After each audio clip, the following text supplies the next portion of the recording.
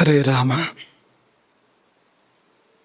ಯತ್ರೈವ ಯತ್ರೈವ ಮನೋಮದೀಯಂ ತತ್ರೈವ ತತ್ರೈವ ತವ ಸ್ವರೂಪಂ. ಯತ್ರೈವ ಯತ್ರೈವ ಶಿರೋ ಮದೀಯಂ ತತ್ರೈವ ತತ್ರೈವ ಪದದ್ವಯಂ ತೇ.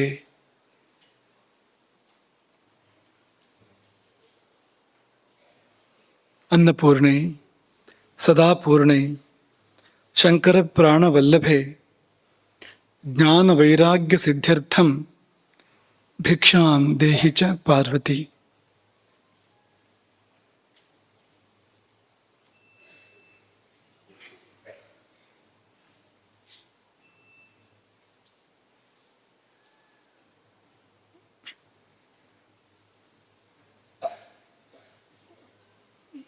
ಅನ್ನಂ ಬ್ರಹ್ಮ ಎನ್ನುವ ವಿಷಯವಾಗಿ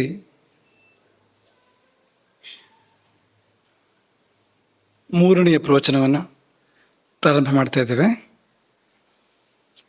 ನಿನ್ನೆಯ ಮೆಲುಕು ಹಾಕೋದಾದರೆ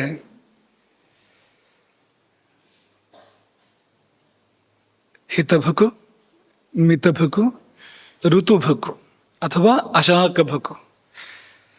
ಇದು ವಾಗ್ಭಟ ಕೊಟ್ಟ ಉತ್ತರ. ಯಾರಿಗೆ? ಧನ್ವಂತರಿಗೆ. ಪಕ್ಷಿ ರೂಪದಲ್ಲಿ ತನ್ನ ಅಂಗಡದಲ್ಲಿ ಬಂದು ಕೂಜನ ಮಾಡಿದ. ಕೋರುಕು ಕೋರುಕು ಎಂಬುದಾಗಿ ಕೂಜನ ಮಾಡಿದ ಧನ್ವಂತರಿ ದೇವನಿಗೆ, ಆದಿವೈದ್ಯನಿಗೆ ಶ್ರೇಷ್ಠ ವೈದ್ಯ ವಾಗ್ಭಟ ಕೊಟ್ಟ ಉತ್ತರ ಹಿತಭುಕು, ಮಿತಭುಕು, ಋತುಭುಕು ಅಥವಾ ಅಶಾಕಭುಕು ಎಂಬ ಮೂರು. ಯಾಕೆಂದರೆ ಪ್ರಶ್ನೆಯು 3 ಸಾರಿ ಕೇಳಿದ್ರಿಂದ 3 ಉತ್ತರ ಹೇಳು ಅಂತ ಹೇಳಿದ ಹಾಗೆ. ಕೋರುಕು ಕೋರುಕು ಕೋರುಕು ಅಂತ 3 ಸಾರಿ ಕೇಳಿದ್ರಿಂದ ಮಹಾತ್ಮರು ಆಡುವ ಒಂದು ಶಬ್ದವೂ ಒಂದು ಅಕ್ಷರವೂ ಕೂಡ ಅದು ವ್ಯರ್ಥ ಅಲ್ಲ. ಅದಕ್ಕೇನೋ ಒಂದು ಕಾರಣ ಇದ್ದೇ ಇರ್ತದೆ. ಹಾಗಾಗಿ 3 ಉತ್ತರಗಳನ್ನು ನಿರೀಕ್ಷೆ ಮಾಡ್ತಾ ಇದ್ದಾನೆ ಅಂತಲೇ ಅರ್ಥ. ಅದಕ್ಕೆ ಧನ್ವಂತರಿ 3 ಉತ್ತರ ಹಿತಭುಕು, ಮಿತಭುಕು ಮತ್ತು ಋತುಭುಕು ಅಥವಾ ಅಶಾಕಭುಕು ಎನ್ನುವ ಉತ್ತರವನ್ನು ಇದು ವಾಗ್ಭಟ ಕೊಟ್ಟ. ಇದು ಇಡೀ ಜೀವನಕ್ಕೆ ಸೂತ್ರ ಇದ್ದಾಗಿದೆ. ಈಗ ತುಂಬ ಶ್ಲೋಕಗಳನ್ನು, ವಿಷಯಗಳನ್ನು ನೆನ್ಪಿಟ್ಕೊಳ್ಳೋದು ಕಷ್ಟ ಆಗ್ಬೋದು. ಅದು ಈ ಸೂತ್ರವನ್ನು ನೆನ್ಪಿಟ್ಕೊಳ್ಬೋದು ಅಂತ. ಹಿತವನ್ನು ತಿನ್ನು, ಮಿತವಾಗಿ ತಿನ್ನು ಮತ್ತು ಸಕಾಲದಲ್ಲಿ ತಿನ್ನು. ಸೂತ್ರ ಅದು. ಇಷ್ಟು ನೆನಪಿದ್ರೆ ಸಾಕು ಅಂತ ನಮ್ಮನ್ನದು ದಿನ ದಿನ ಮುನ್ನಡೆಸ್ತದೆ ಅಂತ. ಇನ್ನೊಂದು ಸ್ವಲ್ಪ ಸರಳೀಕರಿಸೋದಾದರೆ ಹಿತಭುಕ್ ಅಂದರೆ ಏನು? ಯಾವ ಪ್ರಶ್ನೆಗೆ ಉತ್ತರ ಅದು ಅಂದರೆ ಏನನ್ನು ತಿನ್ನಬೇಕು? 3 ಪ್ರಶ್ನೆ ಕೇಳೋದಾದರೆ ಏನನ್ನು ತಿನ್ನಬೇಕು, ಎಷ್ಟು ತಿನ್ನಬೇಕು, ಯಾವಾಗ ತಿನ್ನಬೇಕು. ಈ ಏನನ್ನು, ಎಷ್ಟು ಮತ್ತು ಯಾವಾಗ. ಏನನ್ನು ಏನೋದಕ್ಕೆ ಉತ್ತರ ಹಿತಭುಕು ಅಂತ, ಹಿತವಾದದ್ದನ್ನು ಸೇವಿಸು. ಎಷ್ಟು ಅಂದರೆ ಮಿತಿಯಲ್ಲಿ, ಅಮಿತವಾಗಿ ಅಲ್ಲ. ಯಥೇಷ್ಟಂ ಬ್ರಹ್ಮಚಾರಿಣ ಅಂತ ಒಂದು ಶಬ್ದ ಇದೆ. ಹಾಗಾಗಿ ಎಷ್ಟಾದ್ರೂ ತಿಂದ್ಬಿಡೋದು ಅಂತ ಅರ್ಥ ಅಲ್ಲ ಅದಕ್ಕೆ ಅಂತ. ಮಿತಿ ಇದ್ದೇ ಇದೆ. ಮಿತಿ ಇಲ್ಲದೆ ತಿಂದರೆ ಅಪಾಯಕ್ಕೆ ದಾರಿ ಅದು ಅಂತ. ಹಾಗಾಗಿ ಏನನ್ನು ಎಂಬುದಕ್ಕೆ ಉತ್ತರ ಹಿತಭುಕು ಎನ್ನುವಂಥದ್ದು, ಎಷ್ಟು ಎಂಬುದಕ್ಕೆ ಉತ್ತರ ಮಿತಭುಕು ಎನ್ನುವಂಥದ್ದು, ಮತ್ತು ಯಾವಾಗ ಎಂಬುದಕ್ಕೆ ಉತ್ತರ ಋತುಭುಕು ಎನ್ನುವಂಥದ್ದು. ಅಂದರೆ ಈ 3 ಪ್ರಶ್ನೆಗಳಿಗೆ ಉತ್ತರ ಕಂಡುಕೊಂಡೇ ಊಟ ಮಾಡಬೇಕು. ನಾನು ಉಣ್ತಾ ಇರುವ ಆಹಾರ ಅದು ಸರಿಯಾದದ್ದ, ಸರಿಯಾದ ಪ್ರಮಾಣದಲ್ಲಿದೆಯಾ, ಮತ್ತು ಇದು ಕಾಲವ ಅಂತ, ಊಟಕ್ಕೆ ಇದು ಹೊತ್ತ ಅಂತ. ಈ 3 ಕೂಡ ಚಿಂತಿಸಿ ಊಟ ಮಾಡಬೇಕು, ಹೊರತು ಊಟ ಮಾಡಬಾರ್ದು. ಅದನ್ನು ಬೇರೆ ಒಂದೊಂದು ಶಬ್ದದಲ್ಲಿ ಹೇಳೋದಾದರೆ ಹಿತಭುಕ್ ಅಂದರೆ ಆಯ್ಕೆ, ಮಿತಭುಕ್ ಅಂದರೆ ಪ್ರಮಾಣ, ಋತುಭುಕ್ ಅಂದರೆ ಸಮಯ. 3 ಶಬ್ದ ನೆನ್ಪಿಟ್ಕೊಳ್ಳಿ. ಆಯ್ಕೆ ಅಂದರೆ ಆಯ್ಕೆ ಮಾಡಿ ಊಟ ಮಾಡಬೇಕು, ಹೊರತು ಸಿಕ್ಕಿದ್ದೆಲ್ಲ ತಿನ್ನೋದು ಅನ್ನೋ ಥರ ಇರಬಾರ್ದು. ಆಯ್ಕೆ ಮಾಡಿ ಊಟ ಮಾಡಬೇಕು. ಯಾವುದು ನಮ್ಮೆದುರಿಗೆ ಬಂತು ಭಗವದ್ ಕೃಪೆಯಿಂದ ಅದರಲ್ಲಿ ಕೂಡ ಯಾವುದನ್ನು ತಿನ್ನಬೇಕು, ಯಾವುದನ್ನು ಬಿಡಬೇಕು ಎನ್ನುವ ವಿವೇಚನೆ ಬೇಕು. ಹಾಗಾಗಿ ಆಯ್ಕೆ ಶಬ್ದ ನೆನ್ಪಿಟ್ಕೊಳ್ಬೇಕು. 2ನೇದು ಪ್ರಮಾಣ ಅಂತ. ರುಚಿ ಇತ್ತು ಅಂತ ಎಷ್ಟಾದ್ರೂ ತಿನ್ನೋದಲ್ಲ ಅಂತ. ರುಚಿ ಇತ್ತು ಒಂದು ಸ್ವಲ್ಪ ಜಾಸ್ತಿ ತಿಂದರೆ ಇನ್ಯಾವುದಾದ್ರು ಕಡಿಮೆ ಮಾಡಬೇಕು ಅದಕ್ಕೆ ತಕ್ಕಂತೆ ಅಂತ. ಕೊನೆ ಪಕ್ಷ ನಾವು ಹೇಳ್ತಾ ಇರುವಂಥದ್ದು ಈ ಪ್ರಮಾಣಬದ್ಧವಾಗಿ ತಿನ್ನೋದೇ ಒಳ್ಳೆಯದು. ಯಾವಾಗಲೂ ಸ್ವಲ್ಪ ಜಾಸ್ತಿ ಆಯಿತು ಅಂದರೆ ಬೇರೆ ಕಡೆ ಅದಕ್ಕೆ ನಾವು ಪರಿಹಾರವನ್ನು ಕಂಡ್ಕೋಬೇಕು ಅಂತ. ಮಾಮೂಲಿ ತಿನ್ನೋದನ್ನೆಲ್ಲ ತಿನ್ನೋಷ್ಟೇ ತಿಂದು ಇದನ್ನು ಸ್ವಲ್ಪ ಜಾಸ್ತಿ ತಿಂದರೆ ಅದು ಆಮೇಲೆ ಅಜೀರ್ಣಕ್ಕೆ ದಾರಿ ಆಗ್ಬೋದಲ್ವಾ. ಸರ್ದಾರ್ಜಿ ಕೇಳಿದ್ನಂತೆ, ನಿಮಗೆಲ್ಲ ಗೊತ್ತಿರ್ಬೋದು. ವೈದ್ಯರು ಹೇಳಿದ್ರು ತೂಕ ಇಳಿಸ್ಬೇಕು ನೀನು, ಅದಕ್ಕೆ ಎರಡೆರಡು ರೊಟ್ಟಿ ತಿನ್ನೋಕೆ ಶುರು ಮಾಡಿದ್ರು, ಎರಡೆರಡು ಚಪಾತಿ ತಿನ್ನೋಕೆ ಶುರು ಮಾಡು ಅಂತ ಹೇಳಿದ್ರಂತೆ ವೈದ್ಯರು. ಅವ್ನು ಕೇಳಿದ್ನಂತೆ ಊಟ ಆದ್ಮೇಲೆ ಮೊದಲ. ವೈದ್ಯರು ಹೇಳಿದ್ದು ಪಾಪ ಊಟ ಬಿಡು, ಎರಡೆರಡು ಚಪಾತಿ ತಿನ್ನು ಊಟದ ಜಾಗದಲ್ಲಿ ಅಂತ ಅವ್ರು ಹೇಳಿದ್ದು. ಸರ್ದಾರ್ಜಿ ಪ್ರಶ್ನೆ ಏನು, ಊಟಕ್ಕೆ ಮೊದಲ ಊಟ ಆದ್ಮೇಲೆ? ಎರಡರಲ್ಲಿ ಯಾವುದು ಆಗ್ಬೋದು, ಮೂರನೇದಾಗೋದಿಲ್ಲ. ಯಾವುದಾಗೋದಿಲ್ಲ ಅಂದರೆ ಊಟ ಬಿಟ್ಟು ಚಪಾತಿ ತಿನ್ನೋ ಅನ್ನೋದಾಗೋದಿಲ್ಲ. ಊಟಕ್ಕಿಂತ ಮೊದಲು ಆಮೇಲೆ ಇದ್ರ ಜೊತೆ ಸೇರಿಸ್ಕೋಬೋದು ಅಂತ, ಈಗಿರೋ ಊಟದ ಜೊತೆಗೆ ಅಂತ. ಇದಲ್ಲ. ಹಾಗಾಗಿ ಪ್ರಮಾಣದ ಪ್ರಶ್ನೆ ಇದೆ, ಸಮಯದ ಪ್ರಶ್ನೆ ಇದೆ. ಎಷ್ಟು ಒಳ್ಳೆಯ ಆಹಾರವನ್ನೇ ಆದರೂ ಅಕಾಲದಲ್ಲಿ ಸೇವಿಸಿದರೆ ಕಾಲದ ಕಾರಣಕ್ಕೆ ಅದು ದುಷ್ಪರಿಣಾಮವನ್ನು ಬೀರ್ತದೆ. ವಸ್ತು ಒಳ್ಳೆಯದೇ ಇರ್ಬೋದು, ಆದರೆ ಕಾಲ ಹೊಂದದೇ ಇರುವ ಕಾಲ ಆಗಿದ್ರಿಂದ, ಕೆಡುಕಾದ ಕಾಲ, ಆಹಾರದ ದೃಷ್ಟಿಯಿಂದ ಕೆಡುಕಾದ ಕಾಲ ಆಗಿದ್ರಿಂದ ಅದು ನಮ್ಮ ವಿರುದ್ಧವಾಗಿ ಕೆಲಸ ಮಾಡ್ತದೆ. ವಿರುದ್ಧ ಆಹಾರ ಅಂತ ಕರೀತಾರೆ ಅದನ್ನು. ಆಹಾರ ನಮಗೆ ವಿರುದ್ಧವಾಗಿ ಕೆಲಸ ಮಾಡುವಂಥದ್ದು. ಒಳ್ಳೆದಕ್ಕೆ ಅಂತ ಸೇವನೆ ಮಾಡೋದು, ಹಸಿವಿಂಗಿಸ್ಕೊಳ್ಬೇಕು, ರುಚಿಯಾಗಬೇಕು, ಖುಷಿಯಾಗಬೇಕು, ಪುಷ್ಟಿ ಶಕ್ತಿ ಬರಬೇಕು, ಬದುಕಬೇಕು, 4 ಕಾಲಂತೆ ತಿನ್ನೋದು. ಆದರೆ ಆ ಕಾಲದಲ್ಲಿ ತಿಂದಾಗ ಅದು ವಿರುದ್ಧವಾಗಿ ಕೆಲಸ ಮಾಡ್ತದೆ, ಅನುಕೂಲವಾಗಿ ಕೆಲಸ ಮಾಡೋದಿಲ್ಲ. ಅಶಾಖಭುಕ್ ಏನಾಯಿತು ಅಂತ ಕೇಳಬೇಡಿ, ಅದು ಅಲ್ಲೇ ಸೇರಿದೆ. ಎಲ್ಲಿ ಸೇರಿದೆ? ಹಿತಭುಕ್ ಅನ್ನೋದ್ರಲ್ಲಿ ಸೇರಿ ಬಂತದ್ದು. ಯಾವುದು ಸಲ್ತದೋ ಅದನ್ನು ಮಾತ್ರ ತಿನ್ನುವನ್ನುವಾಗಲೇ ಅಚಾಕಭುಕ್ ಸೇರಿ ಹೋಗಿದೆ. ಹಾಗಾಗಿ ನೀವು ಋತುಭುಕ್ ಅನ್ನೋ ಪಾಠವನ್ನೇ ಇಟ್ಕೊಳ್ಬೋದು, ಪ್ರಧಾನವಾಗಿ ಇಟ್ಕೊಳ್ಬೋದು. ಇದು ಅನ್ನೋ ಸೂತ್ರ, ಹಾಗಿಟ್ಕೊಳ್ಳಿ ಇದನ್ನು. ಅಷ್ಟು ಚೆನ್ನಾಗಿದೆ ಇದು. ಅಷ್ಟು ಕಡಿಮೆ ಶಬ್ದಗಳಲ್ಲಿ ಇಡೀ ಜೀವನಕ್ಕೆ ಬೇಕಾದ ಉಪದೇಶವನ್ನು ಹೇಳಬೇಕಾದ್ರೆ ಯಾವುದೋ ಒಂದು ದೈವ ಪ್ರೇರಣೆ ಬೇಕು, ಹೊರತು ಅದಿಲ್ಲದೆ ಹೇಳಲಿಕ್ಕೆ ಸಾಧ್ಯ ಇಲ್ಲ. ಇದೆಲ್ಲ ಈಗ ನಮ್ಮ ಅನ್ನ ಪದ್ಧತಿ, ಆಹಾರ ಪದ್ಧತಿಗಳೆಲ್ಲವೂ ಕೂಡ ಅದು ಕೇವಲ ಕಣ್ಣಿಗೆ ಕಾಣುವಂಥ ವಿಷಯಗಳ ಮೇಲೆ ನಿಂತಿಲ್ಲ, ಕಣ್ಣಿಗೆ ಮೀರಿದ ಅನೇಕ ಸಂಗತಿಗಳಿದೆ ಅಲ್ಲಿ. ಹಾಗಾಗಿ ಇದೆಲ್ಲ ದೈವ ದೃಷ್ಟಿ, ದೈವಿ ಪ್ರೇರಣೆ ಇದರಿಂದಲೇ ಬಂದಿರುವಂಥದ್ದು. ಇನ್ನೊಂದು ವಿಷಯವನ್ನು ಪ್ರಸ್ತಾಪ ಶುರು ಮಾಡಿದ್ವು ಹೇಳೋದಕ್ಕೆ. ಯಾಕೆ ನೋಡಿ ಊಟ ಮಾಡಬೇಕು ಅಂದರೆ, ಈ ಶರೀರ ತುಂಬ ಬೆಲೆ ಬಾಳುವಂಥದ್ದು. ಇದರೊಳಗೆ ನೀವು ಕಳುಹಿಸ್ತಾ ಇದ್ದೀರಿ ಆಹಾರ ಅನ್ನುವಾಗ ಹೊರಗಿನದ್ದು ಒಳಗೆ ಹೋಗ್ತಾ ಇದೆ. ಇದು ತುಂಬ ಬೆಲೆ ಬಾಳುವಂಥದ್ದು, ಇದು ಕೆಡುವ ಹಾಗೆ ಅಂಥದ್ದನ್ನು ಒಳಗೆ ಕಳುಹಿಸಬಾರದು ಅಲ್ವಾ. ಮನೆಯೊಳಗೆ ನಾವೆಲ್ಲರನ್ನೂ ಬಿಟ್ಕೊಳ್ಳೋದಿಲ್ಲ, ಮಲಗೋ ಕೋಣೆಗೆ ನಾವೆಲ್ಲರನ್ನೂ ಬಿಟ್ಕೊಳ್ಳೋದಿಲ್ಲ. ಅಥವಾ ಖಜಾನೆ ಅಂತ ಅಂದ್ಕೊಳ್ಳಿ ನೀವು, ತುಂಬ ಬೆಲೆ ಬಾಳುವಂಥ ಮುತ್ತು ರತ್ನಗಳು, ಚಿನ್ನವೋ ಬೆಳ್ಳಿಯೋ ಇರುವಂಥ ಸ್ಥಳ ಅಂದರೆ ಬಾಗಿಲು ತೆಗೆದಿಡ್ತೀರಾ? ಎಲ್ಲರನ್ನು ಬಿಡ್ತೀರಾ? ಇಲ್ಲ. ಕಳ್ಳರು ಬರ್ಬೋದು, ಒಳಗಿರುವ ಮುತ್ತು ರತ್ನಗಳನ್ನು ಕದ್ದುಕೊಂಡು ಹೋಗ್ಬೋದು. ಹಾಗಾಗಿ ರಕ್ಷಣೆ ಬೇಕೇ ಬೇಕು.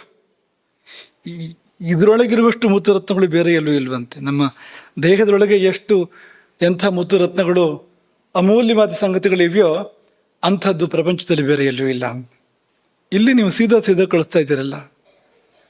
ಏನೇನನ್ನು ಕಳಿಸಿದ್ರೆ ತಸ್ಕರಾಹ ಅಂತ ಆ ರೀತಿ ಕೆಲಸ ಮಾಡ್ಬೋದು. ಒಳಗಿರ್ತಕ್ಕಂಥ ಮುತ್ತು ರತ್ನಗಳಂತ ಶುಭಗಳನ್ನ ಕದ್ಕೊಂಡು ಹೋಗ್ಬೋದು, ಆರೋಗ್ಯವನ್ನೇ ಕದ್ಕೊಂಡು ಹೋಗ್ಬೋದು, ಪ್ರಾಣವನ್ನೇ, ಜೀವವನ್ನೇ ಕದ್ಕೊಂಡು ಹೋಗ್ಬೋದು ಇಲ್ಲಿಂದ. ಹಾಗಾಗಿ ನೋಡಿ ಊಟ ಮಾಡಿ. ಒಂದು ಯಾವಾಗಲೂ ಓದಿದ ಒಂದು ಚಿಕ್ಕ ದೃಷ್ಟಾಂತ ಕಥೆ ನೆನಪಾಗ್ತದೆ ನಮಗೆ ಸಮಯದಲ್ಲಿ. ಬಡ ಯುವಕನೊಬ್ಬ ಊರಿನ ಶ್ರೀಮಂತನ ಬಳಿಗೆ ಹೋದನಂತೆ. ಯಾಕೆ? ಅಲ್ಲೇ ಇದೆ ಉತ್ತರ. ಬಡ ಯುವಕನೊಬ್ಬ ಊರಿನ ಶ್ರೀಮಂತ ವ್ಯಕ್ತಿಯವ್ರನ್ನ ಬಳಿ ಹೋಗ್ತಾನೆ ಅಂದ್ರೆ ಯಾಕೆ ಹೋಗ್ತಾನೆ ಅಲ್ವಾ? ಕಾಂಚನ, ಹಣಕ್ಕೋಸ್ಕರ ಹೋದ. ಸಾಲ ಸಿಗ್ತದ ಅಂತ ನೋಡೋ ಸಲುವಾಗಿ ಹೋದ ಅವನು, ಅಥವಾ ಹಣ ಸಿಗ್ತದ ಅನ್ನೋ ಕಾರಣಕ್ಕೋಸ್ಕರವಾಗಿ ಹೋದ. ಅದಕ್ಕೆ ಶ್ರೀಮಂತ ಹೇಳಿದಂತೆ, ನಿನ್ನೊಂದು ಬೆರಳು ಕೊಡ್ತೀಯಾ? ಕಾಲು ಬೆರಳು, 1,00,000 ಕೊಡ್ತೇನೆ. ಒಂದು ಬೆರಳಿಗೆ 1,00,000 ಅಂತ. ಆಗೋದಿಲ್ಲ ಅಂತ ಹೇಳಿದೆ. ಮತ್ತೆ ಬೇರೆ ಏನು ಹೇಳ್ತಾನೆ? ಕಾಲು ಬೆರಳು ಬೇಡ, ಕೈ ಬೆರಳು ಕೊಡು, 2.5 ಲಕ್ಷ ಕೊಡ್ತೇನೆ. ಅದು ಅಲ್ಲ, ಕಣ್ಣು ಕೊಡು, ಒಂದು ಕಣ್ಣಿಗೆ 25 ಲಕ್ಷ.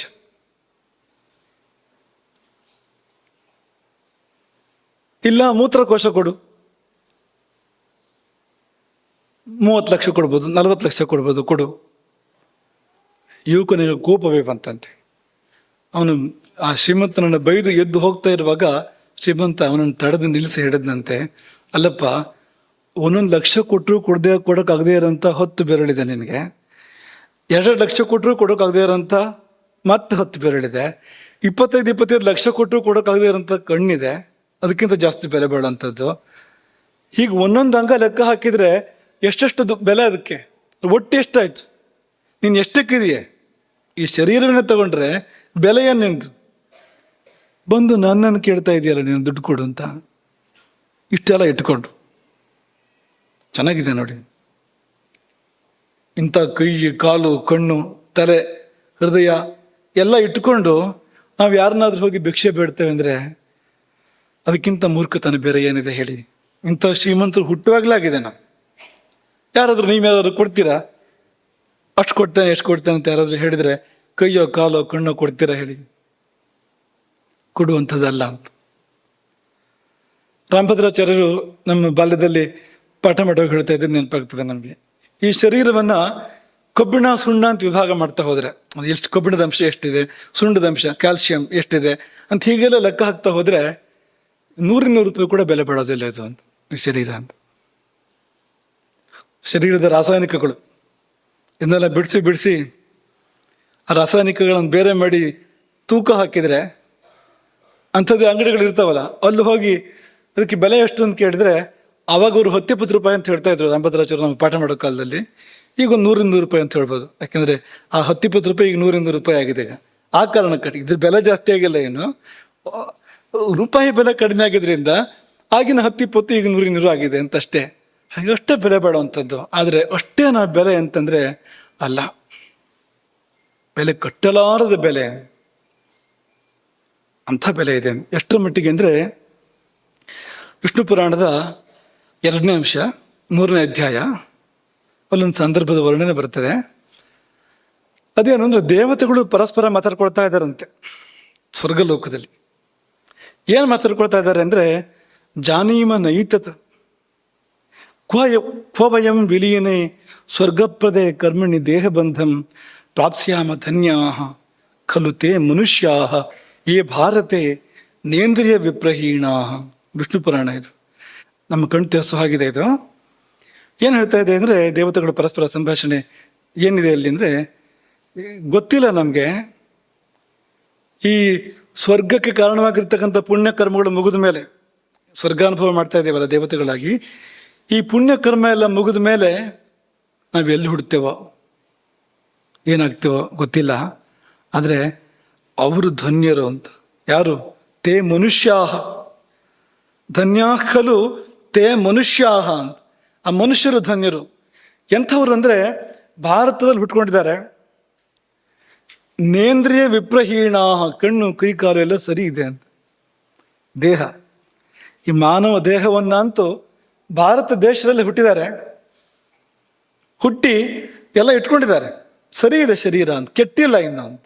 ಅಂತಹ ಶರೀರವನ್ನು ಇಟ್ಕೊಂಡಿರ್ತಕ್ಕಂಥ ಮನುಷ್ಯರೇ ಧನ್ಯರು ಎಂಬುದಾಗಿ ಪರಸ್ಪರ ಮಾತಾಡ್ಕೊಳ್ತಾರೆ ಅಂತ. ಯಾಕೆಂದರೆ ನಿಮಗೆ ಮಕ್ಕಳಿಗೆ ಹಿಂದೆ ಪಾಠ ಮಾಡುವಾಗಲೇ ಹೇಳಿದ ಹಾಗೆ, ಅಲ್ಲಿ ಏನಿದ್ರು ಖರ್ಚು ಮಾಡೋದು ಮಾತ್ರ ಸ್ವರ್ಗದಲ್ಲಿ, ಮತ್ತೇನಿಲ್ಲ, ಸಂಪಾದನೆ ಇಲ್ಲ, ಹೊಸ ಕರ್ಮ ಅಲ್ಲಿ ಮಾಡಲಿಕ್ಕೆ ಅವಕಾಶ ಇಲ್ಲ. ಇದು ಕರ್ಮಭೂಮಿ, ಭೂಮಂಡಲ ಇದೇ ಕರ್ಮಭೂಮಿ. ಹಾಗಾಗಿ ಒಳ್ಳೆಯದೋ ಕೆಟ್ಟದೋ ಕರ್ಮವನ್ನು ಮಾಡಬೇಕು ಅಂದರೆ ಇಲ್ಲಿಗೆ ಬರಬೇಕು, ಅವರಿಗೆ ಅವಕಾಶ ಇಲ್ಲ. ಹಾಗೆ ನೋಡಿದರೆ ಸ್ವಾತಂತ್ರ್ಯವೇ ಇಲ್ಲ, ಸ್ವಾತಂತ್ರ್ಯವೇ ಇಲ್ಲ ಅಂತ. ಅಷ್ಟನ್ನು ಅನುಭವಿಸು ಅಷ್ಟೇ, ಅಷ್ಟು ಕೊಟ್ಟಿದೆಯೇ, ಪುಣ್ಯದ ಹಣವನ್ನು ಕೊಟ್ಟಿದೆಯೇ, ಅಷ್ಟು ಅನುಭವಿಸು ಅಂತ. ಅಲ್ಲಿ ಏನೋ ಒಂದು ಸಾಧನೆ ಮಾಡಿ ಇನ್ನೇನು ಆಗಬೇಕು ಅಂದರೆ ಅವಕಾಶ ಇಲ್ಲ. ಇಲ್ಲಿ ಅವಕಾಶ ಇದೆ, ಇಲ್ಲಿ ಸಾಧನೆ ಮಾಡಿ ಕರ್ಮವನ್ನು ಮೀರ್ಬೋದು. ಜಾತಕದಲ್ಲಿ ಏನಿದೆಯೋ ಅದಕ್ಕಿಂತ ಮಿಗಿಲಾದ ಫಲವನ್ನು ಪಡಿಬಹುದು. ಅತ್ಯುತ್ಕಟೈ ಪುಣ್ಯ ಪಾಪೈ ಇಹೈವ ಫಲಮಶ್ನುತೆ. ಉತ್ಕಟವಾದ ಪುಣ್ಯ ಅಥವಾ ಪಾಪಗಳನ್ನು ಮಾಡಿದರೆ ಈಗಲೇ ಫಲ ಬರ್ತದೆ, ಜಾತಕವನ್ನು ಮೀರಿ ಈಗಲೇ ಫಲ ಬರ್ತದೆ. ನಿನ್ನೆ ನಮ್ಮ ಪಾಠದ ಬಳಿಕ ಪರಿವಾರದ ಅರವಿಂದ ಒಂದು ಪ್ರಶ್ನೆಯನ್ನು ಕೇಳ್ತಾ ಇದ್ದ. ನಿನ್ನೆ ಪಾಠ ಮಾಡ್ತಾ ಹೋಗೋದಲ್ಲಿ ಹೇಳಿದ್ವು, ಯಮ ಇಷ್ಟು ಕಾಲ ಇರು ಭೂಮಿಲಿಂದ ಕಳಿಸಿದಾನೆ ನಮ್ಮನ್ನು. ನಾವು ಬೇಗ ಬರ್ತೇವೆ ಅಂತ ಒತ್ತಾಯ ಮಾಡ್ತೇವೆ ಯಮನಲ್ಲಿ. ಇಲ್ಲ ಅಷ್ಟು ಕಾಲ ಇರೋದಿಲ್ಲ, ಮೊದಲೇ ಬರಬೇಕು ನಮಗೆ ಅಂತ ಸಿಕ್ಕಿದ್ದಂತೆ ತಿಂತೇವೆ, ದೇಹವನ್ನು ಕೆಡಿಸ್ಕೊಡ್ತೇವೆ, ಬೇಗ ಹೋಗ್ಬಿಡ್ತೇವೆ ಯಮನ ಬಳಿಗೆ ಎಂದು ಹೇಳಿದ್ದು. ಅದರ ಮೇಲೆ ಅರವಿಂದ್ ಕೇಳಿದ ಪ್ರಶ್ನೆ, ಆಯುಸ್ಸು ಇಷ್ಟು ಅಂತ ಇದ್ದ ಮೇಲೆ, ಹಣೆ ಮೇಲೆ ಬರದ ಮೇಲೆ ಅದು ಬದಲಾಗೋದು ಹೇಗೆ? ಅದು ಮೊದಲೇ ಹೋಗೋದು ಹೇಗೆ? ಅದು ಅದೇ ಸಮಯಕ್ಕೆ ಹೋಗಬೇಕು. ಬದಲಾಗೋಕೆ ಸಾಧ್ಯ ಇದೆಯಾ? ಒಂದಗಳು ಹೆಚ್ಚಿಲ್ಲ, ಒಂದಗಳು ಕೊರೆ ಇಲ್ಲ, ಹೀಗಂತೆ ಮನುಷ್ಯನ ಆಯುಸ್ಸು. ಹಾಗೆ ಬೇಗ ಹೋಗೋದು ಅಂದ್ರೆ ಏನು ಎಂಬ ಪ್ರಶ್ನೆಯನ್ನು ಕೇಳಿದ್ದ. ಆತನಿಗೆ ಹೇಳಿದ್ದು, ನಿಮ್ಮ ಜೊತೆ ಹಂಚ್ಕೊಳ್ಳೋದು ಅದನ್ನು. ಅದೇನು ಅಂದರೆ, ಈಗ ಈ ಆಯುಸ್ಸು ಅನ್ನೋದು ಸಾಮಾನ್ಯ ಸೂತ್ರ, ಅದು ಇಷ್ಟು ಆಯುಸ್ಸು ಅಂದ್ರೆ ಅಷ್ಟೇ ಕಾಲ ಬದುಕೋದು ಅಂತ. ಆದರೆ ಅದಕ್ಕೆ ಅಪವಾದ ಇದೆ ಅಂತ. ಅಪವಾದ ಇಲ್ಲದೆ ಇದ್ರೆ ಈ ವೇದಗಳಲ್ಲಿ ಈಗ ಆಯುಷ್ ಕಾಮನಾಗಿ ಮಾಡ್ತಕ್ಕಂಥ ಅನೇಕ ಕರ್ಮಗಳಿದೆ ವೇದಗಳಲ್ಲಿ, ಸ್ಮೃತಿಗಳಲ್ಲೂ ಕೂಡ ಇದೆ. ಆಯುಸ್ಸಿಗೋಸ್ಕರ ಮಾಡುವಂಥದ್ದು, ಆ ಕರ್ಮಗಳನ್ನು ಯಾಕೆ ಮಾಡಬೇಕು? ಇಷ್ಟೇ ಆಯುಸ್ಸು ಅಂತ ತೀರ್ಮಾನ ಆಗಿ ಹೋಗಿದೆ, ಅದರಲ್ಲಿ ಏನು ವ್ಯತ್ಯಾಸ ಇಲ್ಲ ಅಂತಾದರೆ ಆಯುಷ್ಯಗೋಸ್ಕರವಾಗಿ ಆಚರಿಸುವ ಕರ್ಮಗಳು ಯಾಕೆ ಮಾಡುವಂಥದ್ದು? ಅಥವಾ ಆಯುಷ್ಮಾನ್ ಭವ ಅಂತ ಆಶೀರ್ವಾದ ಯಾಕೆ ಮಾಡಬೇಕು? ಅಷ್ಟೇ ಆಯುಷ್ಯ ಅವನಿಗೆ ಹೆಚ್ಚಾಗೋದಿಲ್ಲ ಕಡಿಮೆ ಆಗೋದಿಲ್ಲ ಅಂತಾದರೆ ಆಶೀರ್ವಾದಕ್ಕರ್ಥ ಏನು? ಇದು ಹೆಚ್ಚು ಕಡಿಮೆ ಆಗೋಕ್ಕೆ ಸಾಧ್ಯ ಇದೆ. ಕೇವಲ ಉಸಿರಾಟ ದೀರ್ಘವಾಗುವುದರಿಂದ, ಒಬ್ಬನಿಗೆ ಇಷ್ಟು ಉಸಿರು ಅಂತಿರೋದ್ರಿಂದ, ಉಸಿರಾಟ ದೀರ್ಘವಾದ ಮಾತ್ರದಿಂದಲೇ ವರ್ಷಗಳು ಜಾಸ್ತಿ ಆಗ್ತವೆ ಅಂತ ಆಯುಸ್ಸಿನಲ್ಲಿ ಅಂತ. ಅಷ್ಟು ನಮಗೆ ಬಂದರೆ, ಪ್ರಾಣಾಯಾಮ ವಿದ್ಯೆ ಗೊತ್ತಿದ್ರೆ, ಸಮಾಧಾನವಾಗಿ ಬದುಕುವಂಥ ವಿದ್ಯೆ ಗೊತ್ತಿದ್ರೆ, ಶ್ವಾಸಗತಿಯನ್ನು ಮಂದಗೊಳಿಸುವ ಕಲೆ ಗೊತ್ತಿದ್ರೆ, ವರ್ಷಗಟ್ಟಲೆ ಆಯುಸ್ಸನ್ನು ದೀರ್ಘ ಮಾಡ್ಕೊಳ್ಳೋದಕ್ಕೆ ಸಾಧ್ಯ ಇದೆ. ಅಥವಾ ಶ್ವಾಸವನ್ನು ಮೀರಿ ಇರಲಿಕ್ಕೆ ಬಂದರೆ ಆ ಸಮಯ ಲೆಕ್ಕಕ್ಕೆ ಇಲ್ಲ ಆಯುಸ್ಸಿನಲ್ಲಿ. ಶ್ವಾಸೋಚ್ಛ್ವಾಸ ಇಲ್ಲದ ಸಮಾಧಿ ಸ್ಥಿತಿಗೆ ಹೋದರೆ ಅಲ್ಲಿ ಕಾಲಕ್ಕೆ ವ್ಯಾಪ್ತಿ ಇಲ್ಲ, ಅಲ್ಲಿ ಯಮನಿಗೂ ವ್ಯಾಪ್ತಿ ಇಲ್ಲ, ಚಿತ್ರಗುಪ್ತನಿಗೂ ವ್ಯಾಪ್ತಿ ಇಲ್ಲ. ಚಿತ್ರಗುಪ್ತನಿಗೂ ಗೊತ್ತೇ ಆಗೋದಿಲ್ಲ ಅಲ್ಲೇನಾಯಿತು ಅಂತ, ಯಾಕಂದ್ರೆ ಅಲ್ಲಿವರೆಗೆ ಹೋಗೋದು ಮನೋ ಅಂತ. ಮುಂದಿನ ದಾಖಲೀಕರಣದ ವ್ಯವಸ್ಥೆ ಇಲ್ಲ, ಯಾಕೆಂದ್ರೆ ಅಲ್ಲಿ ಯಥೋ ವಾಚೋ ನಿವರ್ತಂತೆ ಅಪ್ರಾಪ್ಯ ಮನಸ ಸಹ ಎನ್ನುವಂಥ ಸ್ಥಳ ಅಲ್ಲಿ ಯಾವುದೂ ಕೂಡ ಹೋಗಿ ತಲುಪೋದಕ್ಕೆ ಸಾಧ್ಯ ಇಲ್ಲ. ಹಾಗಾಗಿ ಆಯುಸ್ಸನ್ನು ಹೆಚ್ಚು ಮಾಡ್ಕೊಳ್ಳೋಕೆ ಸಾಧ್ಯ ಇದೆ. ಮಾರ್ಕಂಡೇಯರಿಗೆ ಆಯುಸ್ಸು ಎಷ್ಟಿತ್ತು, ಆಮೇಲೆ ಎಷ್ಟು ಕಾಲ ಬದುಕಿದ್ರು, ಇನ್ನೂ ಇದ್ದಾರೆ ಮಾರ್ಕಂಡೇಯರು. ಶಂಕರಾಚಾರ್ಯರ ಆಯುಸ್ಸು ಎಷ್ಟಿತ್ತು, ದುಪ್ಪಟ್ಟು ಬದುಕಿದ್ರು ಅವರು. 16 ವರ್ಷದ ಆಯುಸ್ಸಿಗೆ 32 ವರ್ಷ ಅವ್ರು ಬದುಕಿದ್ರಲ್ವಾ. ಆಯುಸ್ಸು ಹೆಚ್ಚು ಮಾಡ್ಕೊಳ್ಳೋಕೆ ಸಾಧ್ಯ ಇದೆ ಅಂದರೆ ಕಮ್ಮಿ ಮಾಡ್ಕೊಳ್ಳೋಕ್ಕೂ ಸಾಧ್ಯ ಇದೆ. ಹೆಚ್ಚು ಮಾಡ್ಕೊಳ್ಳೋಕೆ ಒಂದಷ್ಟು ಒಳ್ಳೆ ಕೆಲಸ ಮಾಡಬೇಕು, ಕಮ್ಮಿ ಮಾಡ್ಕೊಳ್ಳೋದಕ್ಕೆ ಒಂದಷ್ಟು ಬೇಡದಿರೋದು ಮಾಡಿದ್ರೆ ಕಡಿಮೆ ಆಗುತ್ತೆ ತಾನಾಗಿ ಆಯುಸ್ಸು ಅಂತ. ಅರ್ಧ ಆಯುಸ್ಸಿಗೆ ಹೋದ ಅಂತೆಲ್ಲ ಹೇಳ್ತಾರಲ್ಲ, ಏನದು ಅಂದರೆ ಇದೇ ಅದು ಅಂತ. ಹಾಗೆ ಇಲ್ಲಿ ಅವಕಾಶ ಇದೆ. ಹಣೆ ಮೇಲೆ ಬರೆದಿದ್ರೂ ಕೂಡ ಕರ್ಮ ಅದು ಸರದಿಯಲ್ಲಿ ನಿಂತು ಸಿದ್ಧವಾಗಿದೆ ಫಲ ಕೊಡೋದಕ್ಕೆ. ಹೀಗಿದ್ರೂ ಕೂಡ ಅದನ್ನು ಮೀರಿ ತನ್ನ ಪುರುಷ ಪ್ರಯತ್ನದ ಮೂಲಕವಾಗಿ ಇಲ್ಲಿಯೂ ವಿಶೇಷವಾಗಿ ಬದುಕಬಹುದು. ಅವನು ಅಲ್ಲಿ ಏನೆಲ್ಲ ಮಾಡ್ಬೋದು. ಈ ಒಂದು ಮನುಷ್ಯ ಜನ್ಮ ಸಿಕ್ತು ಅಂದರೆ 100 ದೇವತಾ ಜನ್ಮ ಪಡಿಬೋದು, ಅದರಲ್ಲಿ ಅದಕ್ಕಿಂತ ಹೆಚ್ಚಿನದನ್ನು ಪಡಿಬೋದು, ದೇವತಾ ಜನ್ಮಕ್ಕಿಂತಲೂ ಹೆಚ್ಚಿನದನ್ನು, ಮೋಕ್ಷವನ್ನೇ ಪಡಿಬೋದು ಅಂತ. ಹಾಗಾಗಿ ಅವರು ಆಸೆ ಪಡ್ತಾರಂತೆ, ಎಷ್ಟು ಚೆನ್ನಾಗಿದೆ ಮನುಷ್ಯ ಲೋಕ, ಮನುಷ್ಯ ಜನ್ಮ, ಮನುಷ್ಯ ದೇಹ ಅಂತ ದೇವತೆಗಳು ಪರಸ್ಪರ ಚರ್ಚೆ ಮಾಡುವಂಥದ್ದು. ಆದರೆ ಅದು ಯಾರಿಗೆ ಅನ್ವಯ ಆಗ್ತದೆ ಅಂತಂದರೆ ಅದಕ್ಕೆ ಉತ್ತರ ಮಹಾಭಾರತ ಶಾಂತಿ ಪರ್ವದಲ್ಲಿದೆ. ಯಾವ ಮನುಷ್ಯನಿಗೆ ಅನ್ವಯ ಆಗುವಂಥದ್ದು ಇದು ಅಂದರೆ, ವೇದಾಂಶ್ಚ ವೇದ್ಯಂಚ ವಿಧಿಂಚ ಕೃತ್ಸನಂ ತಥೋ ನಿರುಕ್ತಂ ಪರಮಾರ್ಥತಾಂಚ ಸ್ವಯಂ ಶರೀರಾತ್ಮನ ಯಃ ಪ್ರವೇದ ತಸ್ಯಸ್ಮದೇವಾ ಸ್ಪೃಹಯಂತಿ ಸರ್ವೇ. ದೇವತೆಗಳೆಲ್ಲ ಆಸೆ ಪಡ್ತಾರೆ, ಅಂಥ ಜನ್ಮ ಬೇಕು, ಮನುಷ್ಯ ಜನ್ಮ ಬೇಕು, ಮನುಷ್ಯ ಶರೀರ ಬೇಕು. ಅದು ಎಂಥದ್ದು ಅಂದರೆ, ಮನುಷ್ಯ ಶರೀರ ಬಂದರೆ ಸಾಲದು, ಬಂದು ಹಾಳು ಮಾಡ್ಕೊಳ್ಳೋರು ಇರ್ತಾರೆ. ಅಲ್ಪನೆಗೆ ಐಶ್ವರ್ಯ ಬಂದರೆ ಅರ್ಧ ರಾತ್ರಿಲಿ ಕೊಡೆ ಹಿಡಿದ ಅಂತ, ಆತಪತ್ರ ಅಂತ ಹೆಸರು ಅದಕ್ಕೆ. ಬಿಸಿಲಿದ್ದಾಗ ರಕ್ಷಣೆ ಮಾಡಲಿಕ್ಕಿರುವಂಥದ್ದು ಆತಪತ್ರ ಅಂತ. ಅದೇನು ಸಂಬಂಧ ಇಲ್ಲ, ಅರ್ಧ ರಾತ್ರಿ ಕೊಡೆ ಹಿಡ್ದ ಅಂತ, ಅಲ್ಪನಿಗೆ ಐಶ್ವರ್ಯ ಬಂದರೆ ಅಂತ. ಹಾಗೆ ಮಾಡುವವ್ರ ಬಗ್ಗೆ ಇರುವಂಥದ್ದಲ್ಲ. ಯಾರ ಬಗ್ಗೆ ಇರುವಂಥದ್ದು ಅಂದರೆ, ಶರೀರಾತ್ಮನಿ ಯಃ ಪ್ರವೇದ ಅಂತ. ಈ ಶರೀರಾತ್ಮದಲ್ಲಿ ಇರುವ ಉಜ್ವಲೋಜ್ವಲ ಸಂಗತಿಗಳನ್ನು ಯಾರು ಅರಿತಾನೋ, ಅರ್ಥ ಮಾಡ್ಕೋತಾನೋ, ತಸ್ಯಸ್ಮ ದೇವ ಸ್ಪೃಹಯಂತಿ ಸರ್ವೇ. ಅವನ ಬಗ್ಗೆ ದೇವತೆಗಳು ಅಸೂಯೆ ಪಡ್ತಾರೆ, ಆಸೆ ಪಡ್ತಾರೆ. ನಾನು ಅವನಾಗಬೇಕಾಗಿತ್ತು, ಅವನು ಹಾಗಿರ್ಬೇಕಾಗಿತ್ತು ಅಂತ. ಅವನಿಗೆ ದೇವತೆಗಳು ಹೀಗಾಗ್ತಾರೆ, ಅವನಲ್ಲಿರ್ತಾನೆ ಅಷ್ಟೇ ಹತ್ರದಲ್ಲಿ ದೇವತೆಗಳು ಅವನಿಗೆ ನತಮಸ್ತಕರಾಗುವಂತೆ ಆಗ್ತದೆ. ಯಾವಾಗ ಅಂದರೆ ತನ್ನೊಳಗಿನ ವೇದಗಳನ್ನು, ವೇದ್ಯ ತಿಳಿಬೇಕಾಗಿರುವಂಥದ್ದು, ವಿಧಿಂಚ ಕೃಷ್ಣ ಹೇಗಿರಬಾರ್ದು ಹೇಗಿರಬೇಕು ಎನ್ನುವ ವಿಧಿಯನ್ನು, ಪರಮಾರ್ಥವನ್ನು, ಇದೆಲ್ಲವನ್ನು ಬಲ್ಲವನಾದರೆ, ತನ್ನೊಳಗೆ ಎಲ್ಲವನ್ನು ಅರಿತವನಾದರೆ ದೇವತೆಗಳು ಕೂಡ ಅಸೂಯೆ ಪಡುವಂತೆ, ಆಸೆ ಪಡುವಂತೆ ಆಗ್ತದೆ. ಹಾಗಾಗಿ ಈ ಶರೀರಕ್ಕೆ ತುಂಬ ಬೆಲೆ ಇದೆ. ನಮಗೆ ಯಾರಿಗೂ ಕೀಳರನೇ ಬೇಡ, ನಮ್ಗೆ ಯಾರಿಗೂ, ನಮಗೆ ಮಾತ್ರ ಅಲ್ಲ, ಮನುಷ್ಯರಾಗಿ ಹುಟ್ಟಿದ ಯಾರಿಗೂ ಕೀಳರನೇ ಬೇಡ. ನಮ್ಮ ಬಗ್ಗೆ ನಮಗೊಂಥರ ಜುಗುಪ್ಸೆ ಇರ್ತದೆ, ತಿರಸ್ಕಾರ ಇರ್ತದೆ ಅಲ್ವಾ. ನಾನು ಹಾಗಿರ್ಬೇಕಾಗಿತ್ತು, ಇಲ್ಲ ಇಷ್ಟೇ ಬೆಳ್ಳಿಗಿರ್ಬೇಕಾಗಿತ್ತು, ಇಲ್ಲ ಅಂತ ಅಂದ್ಕೊಳ್ಳೋದು. ಇನ್ನು ಸಪುರ ಇರಬೇಕಾಗಿತ್ತು ಅಂತ ಅಂದ್ಕೊಳ್ಳೋದು, ದಪ್ಪ ಇರಬೇಕಾಗಿತ್ತು ಅಂತ ಅಂದ್ಕೊಳ್ಳೋದು, ಕಡ್ಡಿ ಥರ ಆಗಿಬಿಟ್ಟಿದ್ದಾನೆ ದಪ್ಪ ಇರಬೇಕಾಗಿತ್ತು ಅಂತ ಅಂದ್ಕೊಳ್ಳೋದು, ಸ್ವಲ್ಪ ಎತ್ತರ ಇರಬೇಕಾಗಿತ್ತು ಅಂತ ಅಂದ್ಕೊಳ್ಳೋದು ಅಲ್ವಾ. ಇನ್ನೊಂಚೂರು ಹೀಗೆ ಕಣ್ಣು ಹೀಗಿರ್ಬೇಕಾಗಿತ್ತು, ಮೂಗು ಹೀಗಿರ್ಬೇಕಾಗಿತ್ತು ಅಂತ ಅಂದ್ಕೊಳ್ಳೋದು. ಓ ಅವರು ಹಾಗಿದ್ದಾರೆ, ನಾನು ಹಾಗಿಲ್ಲ, ನನ್ನ ಮೂಗು ಹಾಗಿಲ್ಲ, ನನ್ನ ಕಿವಿ ಹಾಗಿಲ್ಲ ಅಂತ ಅಂದ್ಕೊಳ್ಳೋದು ಎಲ್ಲ ಇದೆ ಅಲ್ವಾ ಪ್ರಪಂಚದಲ್ಲಿ. ಅವನು ಎಷ್ಟು ಆರೋಗ್ಯವಾಗಿದ್ದಾನೆ, ನಾನು ಮಾತ್ರ ಹೀಗಿದ್ದೇನೆ, ಎಷ್ಟು ಶಕ್ತಿ ಅವನಿಗೆ, ನನಗೇನು ಶಕ್ತಿ ಇಲ್ಲ ಅಂತ ಅಂದ್ಕೊಳ್ಳೋದು. ಅಥವಾ ತನ್ನ ಜೀವನದಲ್ಲಿ ಬಂದು ಹೋಗ್ತಕ್ಕಂಥ ಅನೇಕ ಸಂಗತಿಗಳನ್ನ, ಒಳ್ಳೆದಲ್ಲದೆ ಇರೋ ಸಂಗತಿಗಳು ಬಂದಾಗ ಜನ್ಮದ ಮೇಲೆ ಜುಗುಪ್ಸೆ ಬಂದು ಆತ್ಮಹತ್ಯೆ ಮಾಡ್ಕೊಳ್ಳೋದು, ಇವ್ರನ್ನು ಕಾಣ್ತೇನೆ. ಅಸೂರ್ಯ ನಾಮತೆ ಲೋಕಾಹ, ಕೇಳಿದಿರಾ? ಅಂಧೇನ ತಮಸಾವೃತಾ ತಾಗ್ಗುಸ್ತೆ ಪ್ರೇತ್ಯಾಭಿಗಚ್ಚಂತಿ ಏಕೇಚ ಆತ್ಮಹನೋ ಜನಾ. ತಮ್ಮನ್ನು ತಾವು ಕೊಂದುಕೊಳ್ಳುವರು ಹೋಗಿ ಕತ್ತಲಲ್ಲಿ ಬಿಡ್ತಾರೆ. ಅಸೂರ್ಯ ನಾಮ ತೇ ಲೋಕ, ಸೂರ್ಯನಿಲ್ಲದ ಲೋಕ. ಅಂಧ ತಮಸ್ಸು, ತಮಸ್ಸು ಅಂದ್ರೆ ಕತ್ತಲೆ, ಅಂಧ ತಮಸ್ಸು ಅಂದ್ರೆ ಏನು? ಕುರುಡುಗತ್ತಲೆ, ಕಗ್ಗತ್ತಲೆ, ಕಾಡುಗತ್ತಲೆ, ಕಪ್ಪುಗತ್ತಲೆ, ಅಲ್ಲಿ ಹೋಗಿ ಬೀಳ್ತಾರೆ ಸತ್ತ ಬಳಿಕ. ಇಲ್ಲಿ ಕಷ್ಟ ಅಂತ ಆತ್ಮಹತ್ಯೆ ಮಾಡ್ಕೊಂಡಿದ್ದು ಅಲ್ವಾ. ಆಮೇಲೆ ಏನಿದೆ? ಕಡು ಕಷ್ಟ ಅಂತ, ಬರೀ ಕಷ್ಟ ಇಲ್ಲದಿದ್ದು. ಆಮೇಲೆ ಇದೇ ಸುಖ ಅಂತ ಅನ್ಸೋಕಾಗ್ಬಿಡ್ತದೆ ಅಂತ. ಯಾಕೆಂದ್ರೆ ಮತ್ತಿರುವುದು ನಿಜವಾದ ಕಷ್ಟ, ಇದು ಏನಲ್ಲ ಅದ್ರ ಮುಂದೆ, ಇದು ಉಪ್ಪಿನಕಾಯಿ ಇದ್ದಾಗೆ, ಅದು ಊಟ, ಅದು ಅಷ್ಟು ಕಷ್ಟ ಮುಂದಕ್ಕಿದೆ ಅಂತ ತಮ್ಮಂತಾವು ಕೊಂದುಕೊಳ್ಳುವವರಿಗೆ ಅಂತ. ಯಾಕೆಂದ್ರೆ ಈ ಶರೀರವನ್ನು ಘಾಸಿ ಮಾಡ್ತಾರಲ್ವ ಅವರು. ಇದು ಅದ್ಭುತವಾಗಿರ್ತಕ್ಕಂಥ ಯಂತ್ರ, ಇದು ದೇವರ ಕೊಡುಗೆ, ಇದು ದೇವರು ತುಂಬ ಕೃಪೆ ಮಾಡಿಕೊಟ್ಟಿರುವಂಥದ್ದು. ಇದು ಈ ಶರೀರ ಎನ್ನುವಂಥದ್ದು ಸಣ್ಣ ಪುಟ್ಟ ಕೃಪೆ ಇಲ್ಲ, ಮಹತಾ ಪುಣ್ಯ ಪುಣ್ಯನ ಶಂಕರಾಚಾರ್ಯರು ಹೇಳಿದ್ದು. ದೊಡ್ಡ ಪುಣ್ಯದ ಪುಣ್ಯವನ್ನು ತೆತ್ತು ನಾವಿದನ್ನು ಪಡ್ಕೊಂಡಿರುವಂಥದ್ದು. ಇದನ್ನ ಘಾಸಿ ಮಾಡಿದ ಯಾರಾದ್ರೊಬ್ಬ ಕೈಯಾರೆ ಅಂದರೆ ಅವನ ಮೇಲೆ ಪ್ರಕೃತಿ ಮುನಿಸಿಕೊಡ್ತದೆ. ಮಾತ್ರ ಅಲ್ಲ, ಭಗವಂತನೇ ಅವನನ್ನು ಶಪಿಸ್ತಾನೆ ಅಂತ. ಹಾಳಾಗಿ ಹೋಗು, ಕೊಟ್ಟಿದ್ದನ್ನು ನಾಶ ಮಾಡಿದೆ, ನನ್ನ ನೆಲೆ ಇದು ನಾಶ ಮಾಡಿದ್ದೇನೆ. ಇನ್ನು ಅದೇ ಮುಂದೆ ಅಸೂರ್ಯ ನಾಮತೆ ಲೋಕ ಅಂಧೇನ ತಮಸಾವೃತ, ಇದೆಲ್ಲ ಏನಪ್ಪಾ ಅಂದ್ರೆ ಕೀಳರಿಮೆ ಅಂತ, ಚೆನ್ನಾಗಿಲ್ಲ ಅಂತ.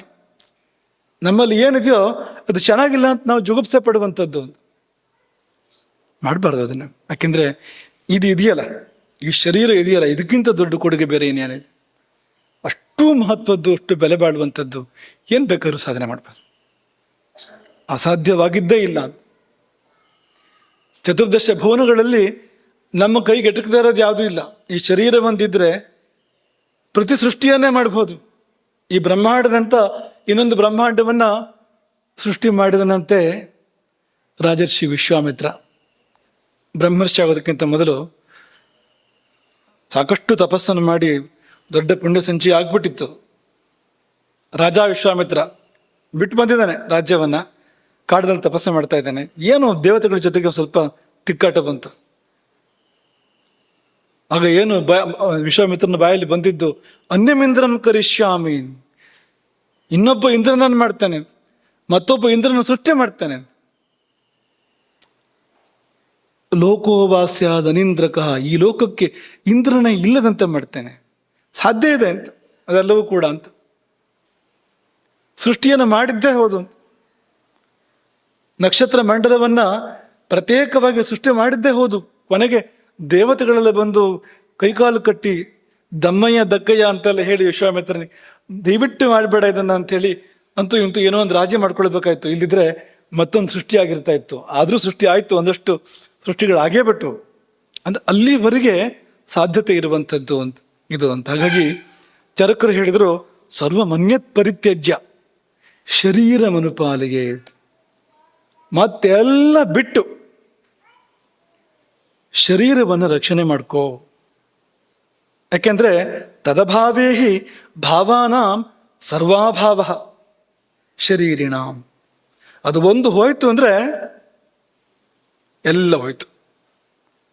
ತದಭಾವೇಹಿ ಸರ್ವಾಭಾವ, ಅದಿದ್ರೆ ಎಲ್ಲ ಇದೆ ಅಂತಲೇ ಅರ್ಥ. ಅದಕ್ಕೆ ತದ್ಭಾವೇ ಸರ್ವಭಾವ, ತದಭಾವೇ ಸರ್ವಾಭಾವ.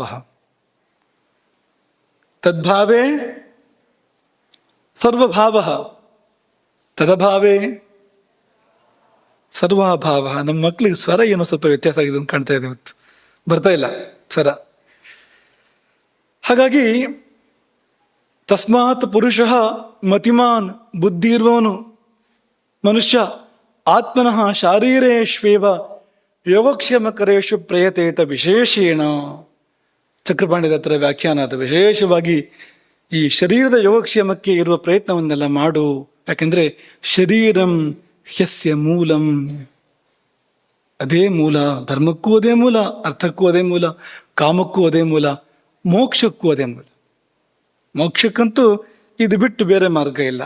ಈ ಮನುಷ್ಯ ಶರೀರ ಬರದೆ ಇನ್ನು ಯಾವ ಶರೀರ ಬಂದರೂ ಕೂಡ ಮೋಕ್ಷ ಇಲ್ಲ. ಸುಖ ಇರ್ಬೋದು ತತ್ಕಾಲಕ್ಕೆ, ಅಪುಣ್ಯ ಖರ್ಚಾಗುವವರೆಗೆ ಸುಖ ಇರ್ಬೋದು, ಮೋಕ್ಷ ಇಲ್ಲ. ನಿತ್ಯ ಸುಖ, ಶಾಶ್ವತ ಸುಖ ಅನ್ನುವಂಥದ್ದು ಒಂದೇ ಒಂದು ಮಾಧ್ಯಮದಿಂದ ಸಿಗುವಂಥದ್ದು, ಒಂದೇ ಒಂದು ಸಾಧನದಿಂದ ಸಿಗುವಂಥದ್ದು. ಯಾವುದು ಆ ಸಾಧನ ಅಂದರೆ ಈ ಮಾನವ ಶರೀರ ಅಂತ. ಹಾಗಾಗಿ ಶರೀರಂ ಹ್ಯಸ್ಯ ಮೂಲಂ ಶರೀರ ಮೂಲಶ್ಚ ಪುರುಷೋ ಭವತಿ, ಶರೀರ ಮೂಲಶ್ಚ ಪುರುಷೋ ಭವತಿ. ಪದ್ಮಪುರಾಣ ಹೇಳ್ತು, ರಕ್ಷಣೀಯ ಸದಾ ಪ್ರಾಣಾಃ ದೇಹೋ ರಕ್ಷ್ಯಶ್ಚ ಯತ್ನತಃ. ಪ್ರಾಣ ಉಳಿಸ್ಕೊ, ಯತ್ನಪೂರ್ವಕವಾಗಿ ಶರೀರ ಉಳಿಸ್ಕೊ. ಹಾಗಾಗಿ ಹೇಳಿದ್ದು ಸರ್ವಾನ್ನಾನುಮತಿ ಪ್ರಾಣಾತ್ಯಯೇ. ಪ್ರಾಣ ಹೋಗ್ತದೆ ಅಂದ್ರೆ ಏನ್ ಬೇಕಾದ್ರೂ ತಿನ್ನು, ನಿಷಿದ್ಧ ಯಾವುದು ನಿಷಿದ್ಧ ಅಲ್ಲ ಆ ಸಮಯದಲ್ಲಿ ಅಂತ. ಏನ್ ಬೇಕಾದ್ರೂ ತಿನ್ನು. ವಶಸ್ತಿ ಚಾಂಕ್ರಾಯಣ ಅಂತ ಅವನ ಒಂದು ದೃಷ್ಟಾಂತ ಬರ್ತದೆ ಉಪನಿಷತ್ತುಗಳಲ್ಲಿ. ಅಲ್ಲಿ ಇದರ ವಿವರಣೆ ಇರುವಂಥದ್ದು. ಪ್ರಾಣಾತ್ಯಯೇ, ಪ್ರಾಣ ಹೋಗ್ತದೆ ಅಂತ ಸಂದರ್ಭ ಬಂದ್ರೆ ಸರ್ವಾನ್ನಾನುಮತಿ, ಏನು ಬೇಕಾದ್ರೂ ತಿನ್ನು, ಜೀವ ಉಳಿಸ್ಕೊ. ದಾರಿ ತಪ್ಪಿದ ಹಡಗಿನಲ್ಲಿ ಜೀವ ಉಳಿಸ್ಕೊಳ್ಬೇಕು ಅಂದ್ರೆ ಅಲ್ಲಿರುವ ಇಲಿಗಳನ್ನು ತಿನ್ಬೇಕಾಗಿ ಬರ್ತದಂತೆ. ಅಂಥ ಉದಾಹರಣೆಗಳಿವೆ. ಇಲಿಗಳನ್ನು ತಿಂದು ಜೀವ ಉಳಿಸ್ಕೊಳ್ಳುವಂಥ ಹಡಗಿನಲ್ಲಿ ಇಲಿಗಳಿರ್ತವೆ ತುಂಬ. ದೊಡ್ಡ ತುಂಬ ಸ್ಥಳಾವಕಾಶ ಇರುವಂಥದ್ದು ಹಡಗು ಅಂತಂದ್ರೆ, ಅಂಥ ಸಾಮಾನ್ಯ ಸರಂಜಾಮ ತುಂಬ ಇರುವಂಥದ್ದು. ಹಾಗಾಗಿ ಅದಕ್ಕೆ ಒಳ್ಳೆ ಆಡುಂಬಲ ಇಲಿಗಳಿಗೆ ಅಂತ. ಕೊನೆಗೆ ಆ ಇಲಿಗಳನ್ನು ತಿಂದು ಬದುಕುವಂಥದ್ದಂತೆ. ಯಾಕೆಂದ್ರೆ ದಡ ಸಿಗದೆ ಇದ್ದಾಗ, ದಾರಿ ತಪ್ಪಿದಾಗ ಜೀವ ಉಳಿಸ್ಕೊಳ್ಬೇಕಲ್ಲ, ಅದು ದೋಷ ಅಲ್ಲ ಅಂತ.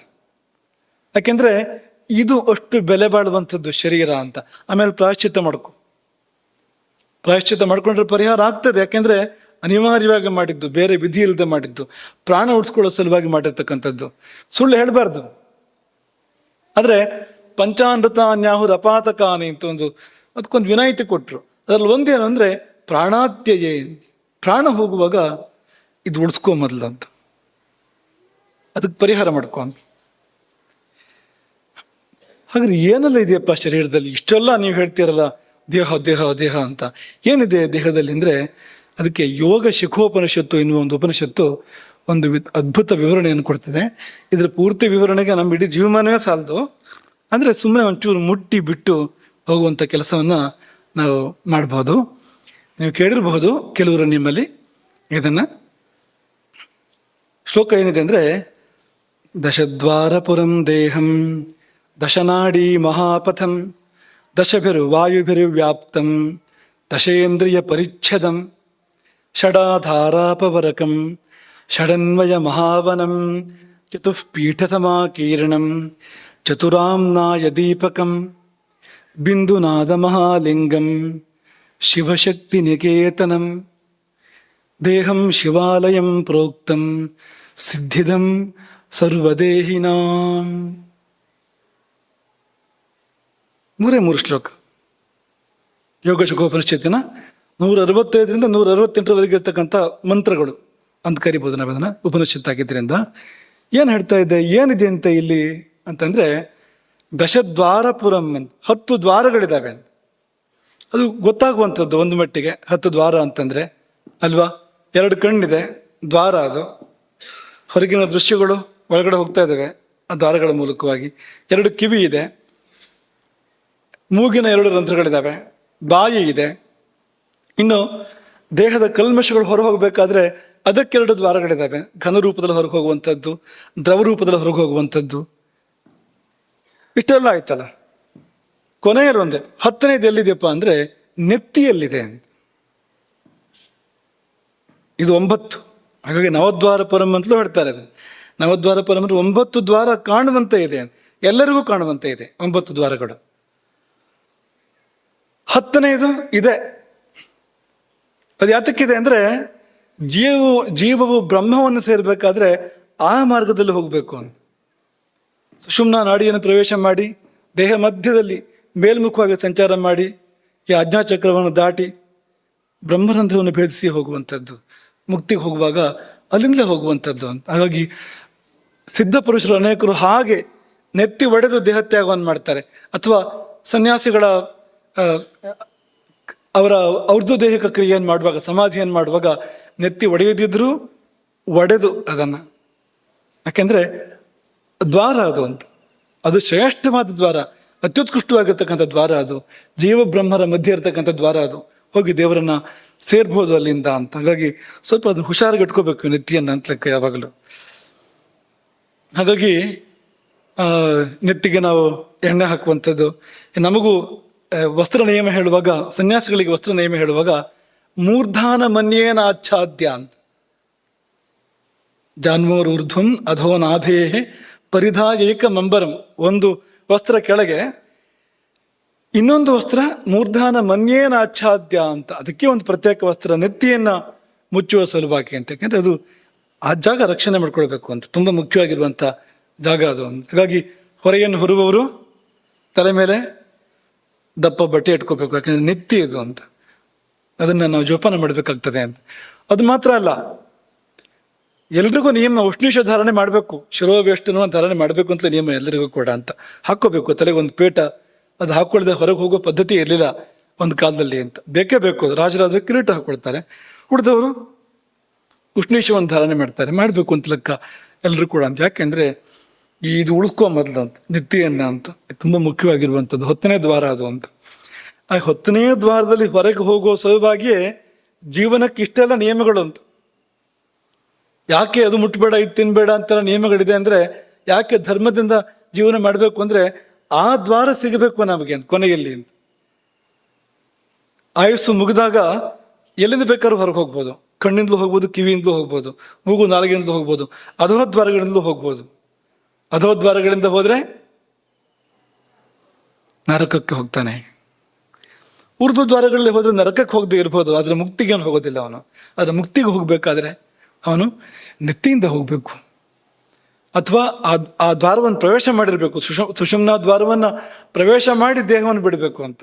ಆಗ ನೆತ್ತಿ ಒಡೆಯದೇ ಇದ್ರೂ ಕೂಡ ಅವನು ಮುಕ್ತಿಗೆ ಹೋಗ್ಬೋದು, ಹೋಗಲಿಕ್ಕೆ ಅವಕಾಶ ಇದೆ. ಹಾಗಾಗಿ ದಶದ್ವಾರಪುರಂ ದೇಹಂ ದಶನಾಡಿ ಮಹಾಪಥಂ. ಇದ್ರ ಒಳಗೆ 10 ದ್ವಾರ ಮಾತ್ರ ಅಲ್ಲ, 10 ದಾರಿಗಳು ಇದೆಯಂತೆ, 10 ಮಾರ್ಗಗಳು ಅಂತ ದೇಹದ ಒಳಗಡೆಗೆ.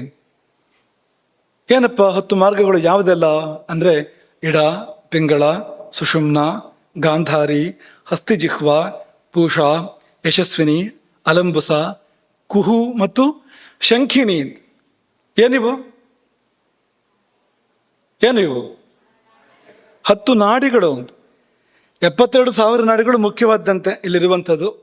ದ್ವಾಸಪ್ತತಿ ನಾಡಿ ಸಹಸ್ರಾಣಿ ಅಂತ ಅಷ್ಟು ಇರುವಂಥದ್ದು. 72,000ದಲ್ಲಿ ತುಂಬ ಮುಖ್ಯವಾದ ಎಷ್ಟಪ್ಪ ಅಂದರೆ 10 ಜೀವ ಸಂಚಾರದ ಮಾರ್ಗಗಳು. ನಾವು ಸಂಚಾರ ಮಾಡ್ತಾ ಇರ್ತೇವೆ, ನಮಗೆ ಗೊತ್ತಿಲ್ಲ, ಆದರೆ ಈ ಮಾರ್ಗಗಳಲ್ಲಿ ನಮ್ಮ ಒಳಗೆ ನಾವು ಸಂಚಾರ ಮಾಡ್ತಾ ಇರ್ತೇವೆ.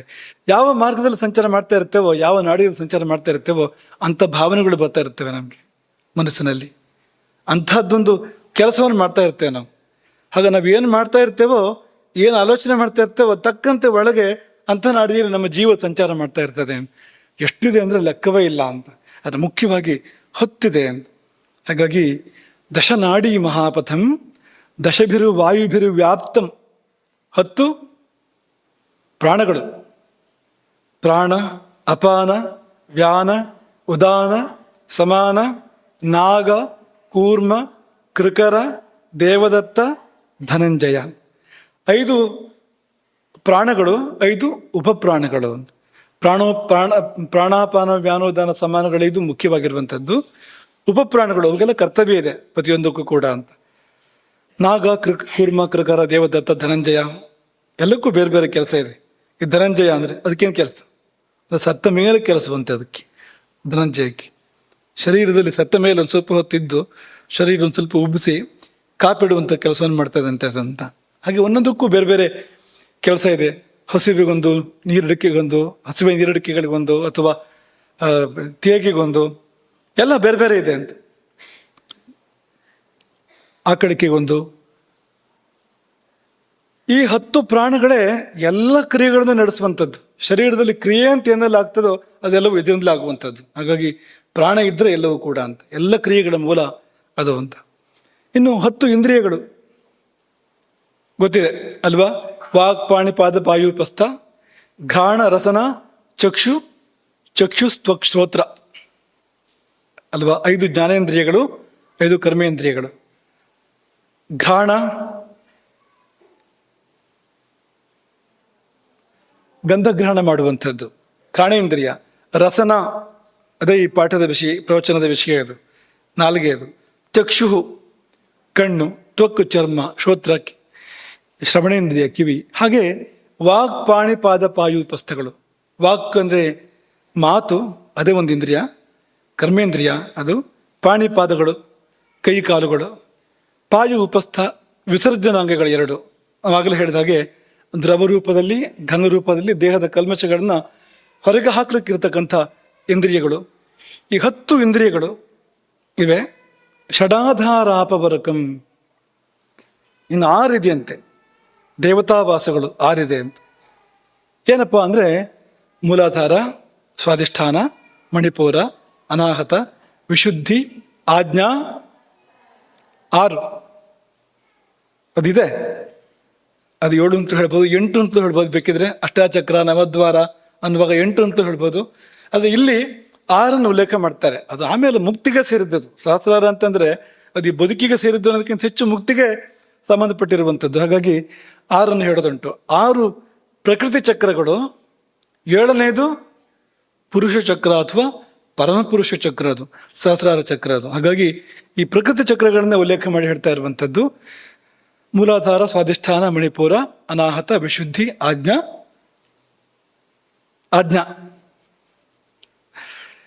ಈ 6 ದೇವತಾವಾಸಗಳು. ಒಂದೊಂದು ಚಕ್ರದಲ್ಲಿ ಕೂಡ ದೇವತೆಗಳು ನೆಲೆಸಿದ್ದಾರೆ. ಹಾಗಾಗಿ ಅವರೆಲ್ಲ ಕೈ ಸಿಗ್ತಾರೆ ನಮ್ಗೇನಾದ್ರು ಅಲ್ಲಿಗೆ ಹೋಗ್ಲಿಕ್ಕೆ ಗೊತ್ತಾದರೆ, ಈ ಮೂಲಾಧಾರಕ್ಕೋ, ಸ್ವಾಧಿಷ್ಠಾನಕ್ಕೋ, ಮಣಿಪುರಕ್ಕೋ ಸಂಚಾರ ಮಾಡಲಿಕ್ಕೆ ನಮಗೆ ಸಾಧ್ಯ ಆದರೆ, ಅಲ್ಲಿ ಒಂದೊಂದು ಚಕ್ರಗಳಲ್ಲಿ ಕೂಡ ಅದೆಷ್ಟೋ ದೇವತೆಗಳು ನಮ್ಮ ಕೈ ವಶ ಆಗ್ತಾರೆ, ನಮಗೆ ಅನುಗ್ರಹ ಮಾಡ್ತಾರೆ, ನಮಗೇನೆಲ್ಲವನ್ನು ಕೊಡ್ತಾರೆ ಅವರು. ಅಸಾಧ್ಯವಾದ ಯಾವುದೂ ಇಲ್ಲ, ಎಲ್ಲವನ್ನೂ ಕೂಡ ಕೊಡ್ತಾರೆ ಅವರು ಅಂತ. ಹಾಗಾಗಿ ಇದನ್ನ ಅಪವರಕ ಅಂತ ಕರೆದ್ರು. ಷಡಾಧಾರ ಅಪವರಕಂ ಅಂತ. ಅಪವರಕ ಅಂದ್ರೆ ಏನು ಅಂದ್ರೆ ಮುಚ್ಚಿಟ್ಟಿದೆ ಇದನ್ನ ಅಂತ, ಬೀಗ ಹಾಕಿಟ್ಟಿದೆ ಅಂತ. ಇದು ಎಲ್ಲ ಪ್ರಾಣಿಗಳಲ್ಲೂ ಕೂಡ ಇದೆಯಂತೆ. ಈ ಮೂಲಾಧಾರ, ಸ್ವಾಧಿಷ್ಠಾನ ಮನುಷ್ಯರಲ್ಲಿ ಮಾತ್ರ ಅಂತಲ್ಲ, ಪ್ರಾಣಿ ಪಕ್ಷಿಗಳಲ್ಲಿ ಕೂಡ ಇರಲಿ. ಜೀವ ಅಂತಂದ್ಮೇಲೆ ಇದಿಷ್ಟು ಇರಲೇಬೇಕು. ಆದರೆ ಅಲ್ಲೆಲ್ಲ ತೆರೆಯುವಂತೆಯೇ ಇಲ್ಲ, ತೆರೀಲಿಕ್ಕೆ ಬರೋದಿಲ್ಲ, ಅದು ಮುದ್ರಿತ ಅದು. ಆದರೆ ಇಲ್ಲಿ ಹೇಗೆ ಅಂದರೆ ಮನುಷ್ಯ ಶರೀರದಲ್ಲಿ ತೆರೀಲಿಕ್ಕೆ ಬರುವಂತೆ ಇದೆ ಅಂತ. ಹಾಗಾಗಿ ವಿಶೇಷ ಇದು ಅಂತ. ತೆರೆಯಬಹುದು ಅದನ್ನು ಅಂತ. ಬೇರೆ ಕಡೆ ತೆರೆಯೋಕ್ಕಾಗೋದಿಲ್ಲ. ಮನುಷ್ಯ ಶರೀರದಲ್ಲಿ ತೆರೀಬೋದು. ಯಾವಾಗ ಅಂದರೆ ಈ ನಿದ್ದೆ, ಎಚ್ಚರ, ಸ್ವಪ್ನ ಈ 3 ಇದೆಯಲ್ಲ, ಇದನ್ನು ದಾಟಿ 4ನೇ ಸ್ಥಿತಿ ಒಂದು ಇದೆಯಲ್ಲ, ಆ 4ನೇ ಸ್ಥಿತಿಗೆ ಹೋಗಕ್ಕೆ ಬಂದರೆ ಅಲ್ಲಿ ಎಲ್ಲ ತೆರ್ಕೊಡ್ತೇವೆ ಇವೆಲ್ಲವೂ ಕೂಡ ಅಂತ. ಜಾಗ್ರತ್ತು, ಸ್ವಪ್ನ, ಸುಷುಪ್ತಿ, ಅದರಲ್ಲಿ ಇಂಥ ತುರಿಯದಲ್ಲಿ. ಜಾಗೃತಿನಲ್ಲಿ ಯಾವುದೂ ಕಾಣಿಸೋದೇ ಇಲ್ಲ ನಮಗೆ, ಸ್ವಪ್ನದಲ್ಲಿ ಕೂಡ ಕಾಣಿಸೋದಿಲ್ಲ, ಸುಷುಪ್ತಿಯಲ್ಲಿ ಏನೂ ಕಾಣಿಸೋದಿಲ್ಲ ಅಲ್ವಾ? ಸುಖ ಮಹಮಸ್ವಾಪ್ಸಂ ನಕಿಂಚಿದ ಭೇದಿಶಂ, ಏನು ಗೊತ್ತಾಗಲಿಲ್ಲ. ಇದು ಸುಷುಪ್ತಿ. ಸುಖಮಹಮ ಸ್ವಾಸಂ, ಸುಖ ಮಾತ್ರ ಗೊತ್ತಾಗ್ತದೆ. ಈ ಮೂರು ಸ್ಥಿತಿಗಳು ಎಲ್ಲರಿಗೂ ಇರುವಂಥದ್ದು. ಇದನ್ನು ದಾಟಿ ನಾಲ್ಕನೇ ಸ್ಥಿತಿ ತುರಿಯ ಸ್ಥಿತಿ ಅಥವಾ ಧ್ಯಾನ ಸ್ಥಿತಿ. ಇದೇನಾದ್ರು ನಮಗೆ ಇದಕ್ಕೆ ಹೋಗುವ ಗುಟ್ಟು ಗೊತ್ತಾದರೆ, ಅದಕ್ಕೆ ಏಕಾಗ್ರತೆ ಬೇಕು, ಬೇರೆ ಏನೂ ಇಲ್ಲ. ತನ್ಮಯತೆ, ಏಕಾಗ್ರತೆ ಬೇಕು. ಮನಸ್ಸು ನಿಂತು ಬಿಡಬೇಕು ಒಂದು ಸ್ವಲ್ಪ ಹೊತ್ತು. ಎಲ್ಲಾರು ಒಂದು ಕಡೆಗೆ ಮನಸ್ಸು ಅಡ್ಡಾಡ್ದ ನಿಂತರೆ ಕೂಡಲೇ ತುರಿಯ ಪ್ರಾರಂಭ ಆಗ್ತದೆ. ತುರಿಯ ಪ್ರಾರಂಭ ಆದರೆ ಈ ಒಳಗಿನ ರಹಸ್ಯಗಳೆಲ್ಲವೂ ಕೂಡ ಬಿಚ್ಚಿಕೊಳ್ತೇವೆ. ನಮ್ಮ ಒಳಗಿನ ರಹಸ್ಯಗಳು, ಈ ಮೂಲಾಧಾರ, ಸ್ವಾಧಿಷ್ಠಾನ, ಮಣಿಪುರ ಇರ್ಬೋದು, ಅಥವಾ ಈ ದಶನಾಡಿ ಮಹಾಪಥಂ ಇರ್ಬೋದು, ಇದೆಲ್ಲ ತೆರ್ಕೊಳ್ತೇವೆ. ಏನೇನು ನೋಡೋ ಯೋಗ ಇದೆ ನೋಡ್ಬೋದು. ಸ್ವರ್ಗಲೋಕಕ್ಕೆ ಹೋಗಿ ಇಂದ್ರನ ಭೇಟಿ ಮಾಡ್ಬೋದು. ಬ್ರಹ್ಮಲೋಕದಲ್ಲಿ ಬ್ರಹ್ಮನ ಜೊತೆ ಕೂತ್ಕೊಳ್ಬೋದು, ಬೇಕಿದ್ರೆ ಬ್ರಹ್ಮನ ಜೊತೆ ಸಂವಾದ ಮಾಡ್ಬೋದು. ಎಲ್ಲ ಸಾಧ್ಯ ಇದೆ. ಸ್ವರ್ಗದ ಸುಖವನ್ನು ಅನುಭವಿಸ್ಬೋದು, ಇನ್ನೇನೇನೋ ಅನುಭವಿಸ್ಬೋದು, ಏನೇನೋ ಸಿದ್ಧಿಗಳನ್ನ ಪಡ್ಕೊಂಡು ಬರ್ಬೋದು. ಬರುವಾಗ ಪರಮಸಿದ್ಧಿಯನ್ನು ಕೂಡ ಪಡಿಬೋದು. ಇದೆಲ್ಲವನ್ನು ದಾಟಿ ಮುಂದಕ್ಕೆ ಹೋದರೆ ಪರಮಸಿದ್ಧಿಯನ್ನು ಕೂಡ, ಎಲ್ಲ ಸಿದ್ಧಿಗಳ ತಾಯಿ ಎನ್ನುವಂಥ ಸಿದ್ಧಿ, ಮೋಕ್ಷ ಸಿದ್ಧಿ, ಅದನ್ನು ಕೂಡ ಪಡಿಬಹುದು. ಆಗ ಇದೆಲ್ಲ ತೆರ್ಕೊಳ್ತವೆ, ಒಂದೊಂದೇ ತೆರ್ಕೊಳ್ತೇವೆ. ಮೂಲಾಧಾರ, ಸ್ವಾಧಿಷ್ಠಾನ, ಮಣಿಪುರ ಎಲ್ಲವೂ ಕೂಡ ತೆರ್ಕೊಳ್ತೇವೆ. ಇಲ್ದಿದ್ರೆ ಇದು ಯಾವುದೂ ಕೂಡ ತೆರ್ಕೊಳ್ಳೋದಿಲ್ಲ. ಇವೆಲ್ಲವೂ ಕೂಡ ಮುಚ್ಚಿಯೇ ಇರ್ತವೆ. ಹಾಗಾಗಿ ಷಡಾಧಾರ ಅಪವರಕ ಎನ್ನುವ ಶಬ್ದವನ್ನ ಬಳಸಿದ್ರು ಅಂತ ನಿನ್ನೆನೇ ಹೇಳಿದ್ವು ನಾವು. ಬ್ರಹ್ಮಾಂಡೇ, ನಾವು ಬೇಕು ಅಂತ ಕೊನೆ ಶಬ್ದ ಹೇಳಿದ್ದು, ನೀವು ಶುರುವಿಂದ ಹೇಳಿ ಅಂತ. ಶುರುವಿಂದ ಹೇಳಿ. ಯತ್ ಪಿಂಡಾಂಡೆ ತದ್ ಬ್ರಹ್ಮಾಂಡೆ, ಯದೇವ ಪಿಂಡಾಂಡೆ ತದೇವ ಬ್ರಹ್ಮಾಂಡೆ. ಇಲ್ಲಿ ಏನಿದೆಯೋ ಅದೇ ಹೊರಗೆ ಇರುವಂಥದ್ದು, ಇಲ್ಲೇ ಇರುವಂಥದ್ದು ಏನು ಹೊರಗಡೆ ಇಲ್ಲ. ಹಾಗೆ ಅಲ್ಲಿ ಏನು ಕಾಣಬಹುದೋ ಎಲ್ಲವನ್ನು ಇಲ್ಲಿಯೇ ಕಾಣಬಹುದು. ಯದ್ ಪಿಂಡಾಂಡೆ ತದ್ ಬ್ರಹ್ಮಾಂಡೆ, ಇಲ್ಲೇ ಸಾಧ್ಯತೆ ಇದೆ ಅಂತ. ಆದರೆ ಇದು ಗೊತ್ತಾಗಬೇಕಾದ್ರೆ ಆ ಸ್ಥಿತಿ ಅದು ತೆರ್ಕೊಳ್ಬೇಕು. ಆ ತುರಿಯ ಸ್ಥಿತಿನ ಹೋಗ್ಬೇಕಾಗ್ತದೆ. ಆ ತುರಿಯ ಸ್ಥಿತಿಯನ್ನು ಅಭ್ಯಾಸ ಮಾಡ್ಬೇಕಾಗ್ತದೆ. ಅದಕ್ಕೂ ಕೂಡ ಆಹಾರ ನಿಯಮ ಇದೆ. ನೀವು ಏನಾದ್ರು ತಿಂದ್ರೆ ತುರಿಯ ಸ್ಥಿತಿ ಅದು ದೂರ ಹೋಗ್ಬಿಡ್ತದೆ ನಮ್ಮಿಂದ. ಆ ತುರಿಯ ಸ್ಥಿತಿಗಾಗಿಯೇ ಧರ್ಮಶಾಸ್ತ್ರದಲ್ಲಿ ತುಂಬಾ ನಿಯಮಗಳನ್ನ ಹೇಳಿರುವಂಥದ್ದು. ನೀನು ಹೀಗೆಲ್ಲ ಇದ್ದರೆ ನೀನು ಆ ತುರಿಯ ಸ್ಥಿತಿ ನಿನಗೆ ಲಭಿಸುವಂಥದ್ದು, ಇಲ್ಲಿದ್ರೆ ತುರಿಯ ಸ್ಥಿತಿ ಲಭಿಸೋದಿಲ್ಲ, ನೀನು ಇಲ್ಲೇ ಉಳಿದೋಗ್ತೀಯ ನೀನು ಅಂತ. ಆಮೇಲೆ ಷಡನ್ವಯ ಮಹಾವನಂ, ಇದಲ್ಲದೆ 6 ಇಲ್ಲಿ ಅನ್ವಯಗಳು, ಅಂದ್ರೆ ಅದೊಂದು ಬಗೆಯ ಮಾರ್ಗಗಳಂತೆ. 6 ಹಾದಿಗಳಿದೆ. ಈ ನಾಡಿಗಳ ರೀತಿ ಅಲ್ಲ, ಬೇರೆ ರೀತಿಯದ್ದು. 6 ಹೋಗುವ ಒಂದು ಪದ್ಧತಿಗಳು ಅಂತ, ಹೋಗುವ ದಾರಿಗಳಿದೆ ಅಂತ ಇಲ್ಲಿ ಅಂತ. ಯಾವುದು 6 ಅಂದ್ರೆ ಮಂತ್ರಯೋಗ, ಲಯಯೋಗ, ಹಠಯೋಗ, ರಾಜಯೋಗ, ಭಾವನಾ ಯೋಗ ಮತ್ತು ಸಹಜ ಯೋಗ ಅಂತ. ಈ 6 ಅಂದ್ರೆ ಮಹಾಪಥಗಳು ಅಂತ. ಈಗ ಆ ಪಥ ಬೇರೆ, ಈ ಪಥ ಬೇರೆ. ನಾಡಿ ಪಥ ಅಂದ್ರೆ ದಾರಿಯನ್ನು ಅರ್ಥದಲ್ಲಿ ಇರುವಂಥದ್ದು, ಅಲ್ಲಿ ನಾವು ಪ್ರಯಾಣ ಮಾಡ್ತೇವೆ ಅಂತ. ಇದು ಹಾಗಲ್ಲ, ಸಾಧನಾ ಮಾರ್ಗ ಅಂತ, ಸಾಧನೋಪಾಯ ಅಂತ ಆ ಅರ್ಥದಲ್ಲಿ ಇರುವಂಥದ್ದು. ಹಾಗಾಗಿ ಮಂತ್ರಗಳ ಮೂಲಕ, ಲಯದ ಮೂಲಕ, ಹಠದ ಮೂಲಕ, ಅಥವಾ ರಾಜಯೋಗ ಧ್ಯಾನದ ಮೂಲಕ, ಭಾವನಾ ಯೋಗದ ಮೂಲಕ, ಸಹಜ ಯೋಗದ ಮೂಲಕ ನಾವು ಪರಮ ಲಕ್ಷ್ಯವನ್ನು ತಲುಪೋಕೆ ಸಾಧ್ಯ ಇದೆ. ಹಾಗಾಗಿ ಇದು ಒಂದು ರೀತಿ ಕಾಡಿದ್ದ ಹಾಗೆ ಇದು ಈ ಶರೀರ ಎನ್ನುವಂಥದ್ದು. ಈ ಕಾಡಿನೊಳಗೆ ಮಾರ್ಗಗಳಿದೆ 6, ಅದು ಯೋಗಗಳು ಅವೆಲ್ಲವೂ ಕೂಡ ಅಂತ. ಚತುಷ್ಪೀಠ ಸಮಾಕೀರ್ಣಂ, 4 ಪೀಠ, ಕಾಮರೂಪ, ಪೂರ್ಣಗಿರಿ, ಜಾಲಂಧರ ಮತ್ತು ಉಡ್ಯಾಣ ಎಂಬಂತ 4 ಪೀಠಗಳು. ಚತುರಾಮ್ನಾಯ ದೀಪಕಂ, ಚತುರಾಮ್ನಾಯ ದೀಪಕಂ ಅಂದ್ರೇನು? ಆಮ್ನಾಯ ಅಂದ್ರೆ ವೇದ. 4 ವೇದಗಳನ್ನು ಕೂಡ ಅಭಿವ್ಯಕ್ತಗೊಳಿಸ್ಕೊಳ್ಳೋದಕ್ಕೆ ಅವಕಾಶ ಇದೆ ಇಲ್ಲಿ. ಇಲ್ಲೇ ಇದೆ 4 ವೇದಗಳು ನಮ್ಮೊಳಗೆ ಇದೆ. ಋಗ್ವೇದ, ಯಜುರ್ವೇದ, ಸಾಮವೇದ, ಅಥರ್ವ ವೇದ ಎಲ್ಲ ಎಲ್ಲಿದೆ ಅಂದ್ರೆ ಈ ದೇಹದೊಳಗೆ ಅಡಗಿದೆ. ಹಾಗಾಗಿ ಮಹಾಭಾರತದ ಶಾಂತಿ ಪರ್ವ ಹೇಳಿದ್ದು ವೇದಾಂಶ್ಚ ವೇದ್ಯಂಚ ಯಹ ಶರೀರಾತ್ಮನಿ ವೇದ ಅಂತ. ತನ್ನೊಳಗೆ ಯಾರು ವೇದಗಳನ್ನು ಕಂಡುಕೊಳ್ತಾನೋ, ವೇದ್ಯಗಳನ್ನು ಕಂಡುಕೊಳ್ತಾನೋ ಅಂತ ಇಲ್ಲೇ ಇದೆ 4 ವೇದಗಳು ಕೂಡ. ಇಷ್ಟೆಲ್ಲ ಹೇಳಿ ಬಿಂದುನಾದ ಮಹಾಲಿಂಗಂ, ಬಿಂದು ನಾದ ಅಂತ ಮತ್ತೆರಡಿದೆ. ನಾದ ಅಂದ್ರೆ ಏನು ಅಂದ್ರೆ ಈ ಹೃದಯದ ಈ ಅನಾಹತ ಚಕ್ರ ಇದೆಯಲ್ಲ, ಇಲ್ಲಿಂದ ಓಂಕಾರ ಅನುರಣಿತವಾಗ್ತಾ ಇದೆ ಅಂತ. ಆ ಕಡೆ ಈ ಕಡೆ ನೋಡ್ಬೇಡಿ ಯಾರಿಗೆ ಅಂತ, ನಿಮಗೆ, ನಮಗೆ, ನಿಮಗೆ, ಪ್ರತಿಯೊಬ್ಬರಿಗೂ. ಈ ಮನುಷ್ಯ ದೇಹ ಅಂತ ಯಾರಿಗಿದೆಯೋ ನನಗೆ ಅಂತ ಅನ್ಕೊಳ್ಳಿ ಅಂತ. ಇಲ್ಲಿ ಹೃದಯದಲ್ಲಿ ಆಹತವಲ್ಲದ ನಾದ, ಏನು ಬಡ್ದಿಲ್ಲ, ಮಾಡಿಲ್ಲ, ಏನೂ ಇಲ್ಲ, ಆದ್ರೂ ನಾದ ಬರ್ತಾ ಇದೆ. ಅನಾಹತ ಅನ್ನೋ ಶಬ್ದಕ್ಕೆ ಅರ್ಥ ಹಾಗೆ ಅಂತ. ಆಹತವಲ್ಲ, ಇದು ಆಹತ. ಇದು ಪ್ರಪಂಚದ ಎಲ್ಲ ನಾದಗಳು ಇರೋದು ಹೇಗೆ ಅಂತ, ಯಾವುದೋ ಒಂದಕ್ಕೊಂದು ಹೀಗಾಗಬೇಕು ಅಂತ. ಆಗಲೇ ನಾದ ಬರುವಂಥದ್ದು ಅಂತ. ಯಾವ ಆಹತಿಯೂ ಇಲ್ಲದೆ ತಾನೇ ತಾನಾಗಿ ಪ್ರಣವ ಮೊಳಗ್ತಾ ಇದೆ ಹೃದಯದಲ್ಲಿ, ನಿರಂತರವಾಗಿ ಓಂಕಾರ ಮೊಳಗ್ತಾ ಇದೆ. ಭಗವಂತನೇ ಅದು, ಅವನದೇ ನಾದರೂಪ ಅದು ಅಂತ ಅನವರತವಾಗಿ ಮೊಳಗ್ತಾ ಇದೆ ಇಲ್ಲಿ ಶರೀರದಲ್ಲಿ, ಹೃದಯದಲ್ಲಿ. ಅದನ್ನು ಕೇಳಬೇಕಾದ್ರೆ ಆ ತುರಿಯೋ ಸ್ಥಿತಿ ಬೇಕು ಯಥಾ ಪ್ರಕಾರ. ಆ ತುರಿಯೋ ಸ್ಥಿತಿಗೆ ಹೋದ್ರೆ ಅದು ಕೇಳೋಕೆ ಶುರುವಾಗ್ತದೆ ಅಂತ. ಯಾವುದು? ಓಂಕಾರದ ನಾದ ಅಂತ. ಆ ಊ ಮ ಇದೆಯಲ್ವಾ, ಪಂಚಾಂಗ ಪ್ರಣವ ಅಂತ ಹೇಳ್ತಾರೆ ನೋಡಿ. ಆ ಊ ಮ ನಾದ ಬಿಂದು ಅಂತ. ಅಕಾರ ಉಕಾರ ಮಕಾರ ನಾದ ಬಿಂದು ಅಂತ. ಅಕಾರ ಉಕಾರ ಮಕಾರ ಗೊತ್ತು ನಮ್ಗೆ, ಓಂ ಅಂತ ಆಗ್ಬೇಕಲ್ವಾ. ಆ ಊ ಸೇರಿದ್ರೆ ಓ ಅಂತ ಆಯ್ತು, ಮತ್ತೆ ಮೂ ಸೇರಿತು ಮಕಾರ, ಓಂ ಅಂತ ಆಯ್ತು. 3 ಮಾತ್ರೆ ಆಯ್ತು, 3 ಬಾರೇ ಮಾತ್ರೆ ಅದು ಪ್ರಣವ ಅಂತಂದ್ರೆ. ಆ ಉ ಮ ಮತ್ತು ನಾದ ಅಂತ. ಆ ಮು ಅನ್ನೋದು ಅರ್ಧ ಮಾತ್ರೆ, ಅದು ಮುಂದುವರಿತದೆ ಅದು ಆ ನಾದ ಅಂತ. ಮೊದಲು ಓಂ ಅಂತಿದ್ರೆ ಆಮೇಲೆ ಅಂತಲೇ ಅದು ಮುಂದುವರಿತಾ ಇರ್ತದಲ್ಲ ಅದು ನಾದ. ಅದು ಮುಂದುವರೆದು ಎಲ್ಲೋ ಒಂದ್ ಕಡೆಗೆ ಅದು ಮುಳುಗಿದ್ರೆ ಅದಕ್ಕೆ ಬಿಂದು ಅಂತ ಹೆಸರು ಅಂತ.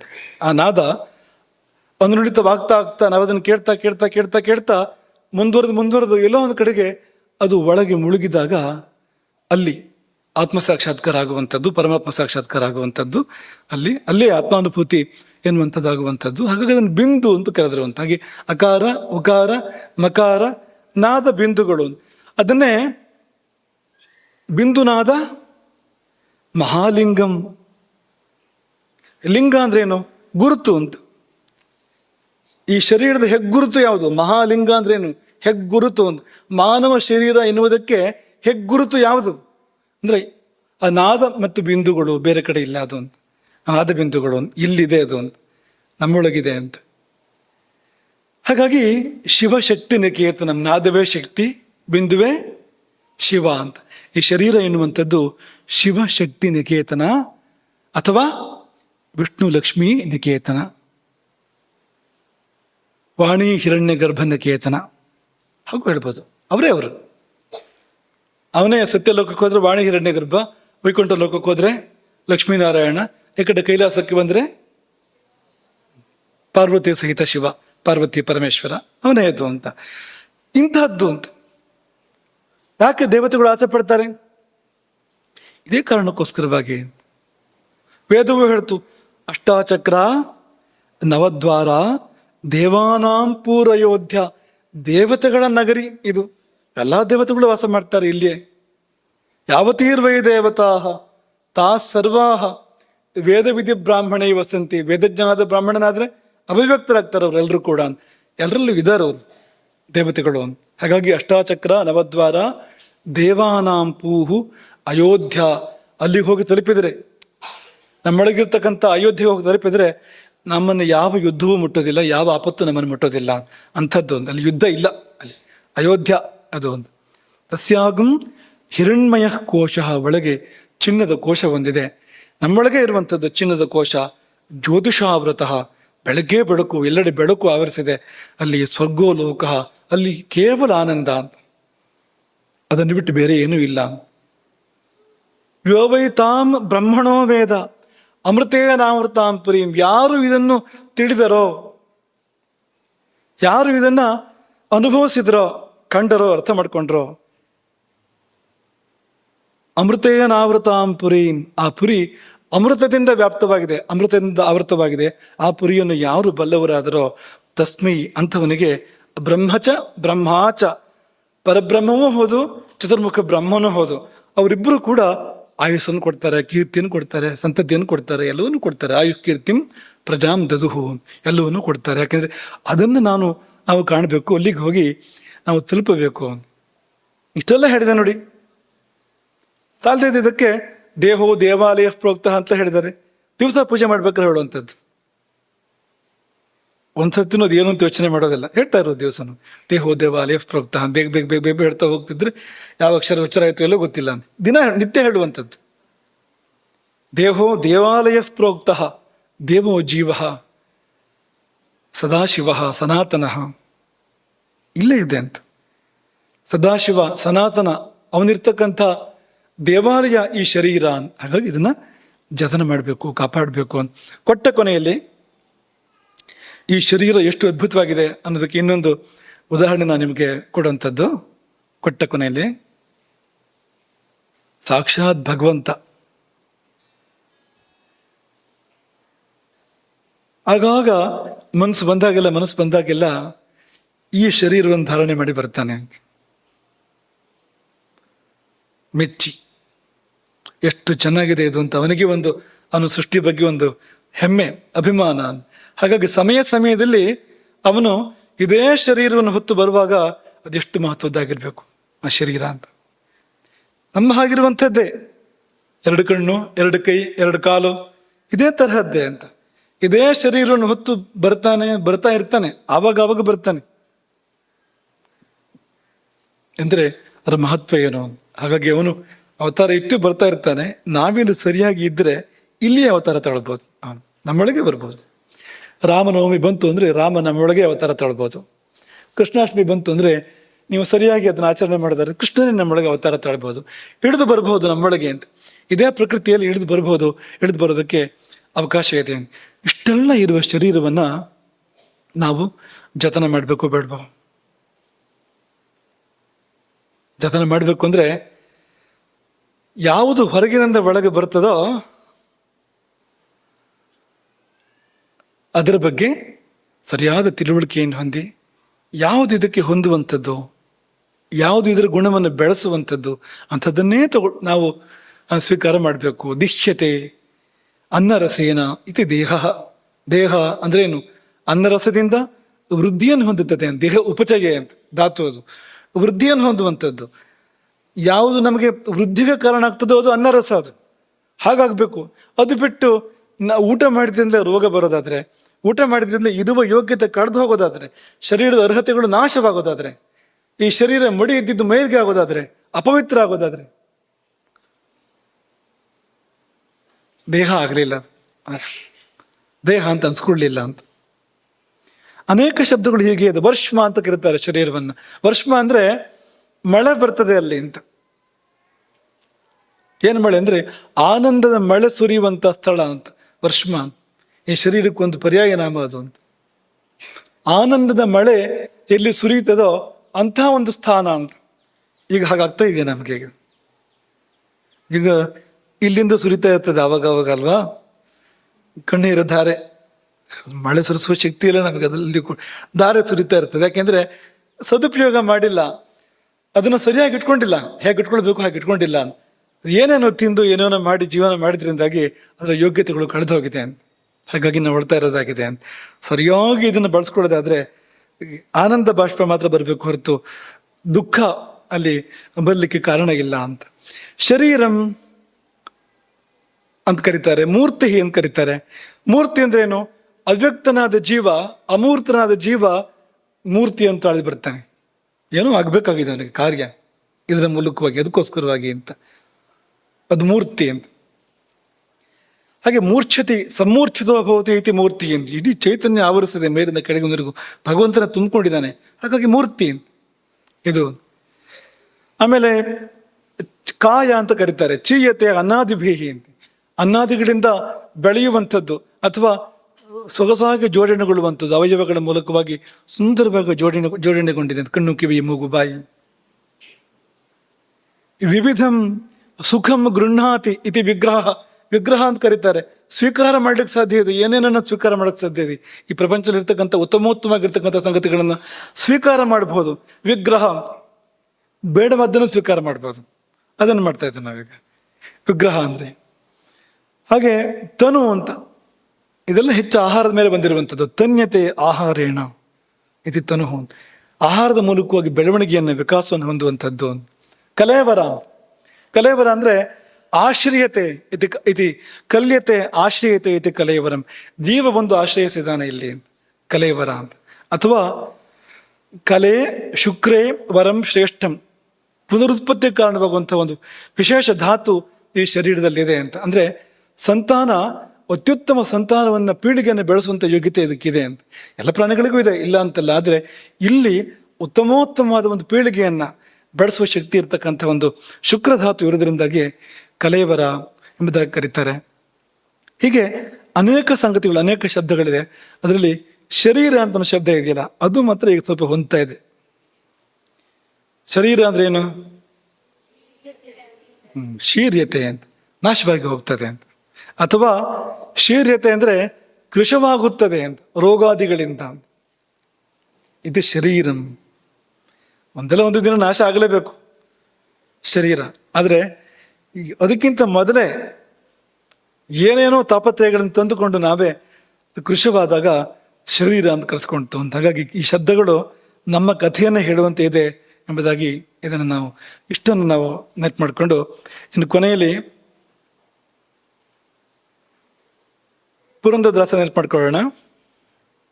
ಮಾನವ ಜನ್ಮ ದೊಡ್ಡದು, ಇದ ಹಾನಿ ಮಾಡಿಕೊಳ್ಳಬೇಡಿ, ಹುಚ್ಚಪ್ಪಗಳಿರ. ಏನು ಶಬ್ದ ಬಳಸ್ಯಾರ ನೋಡಿ.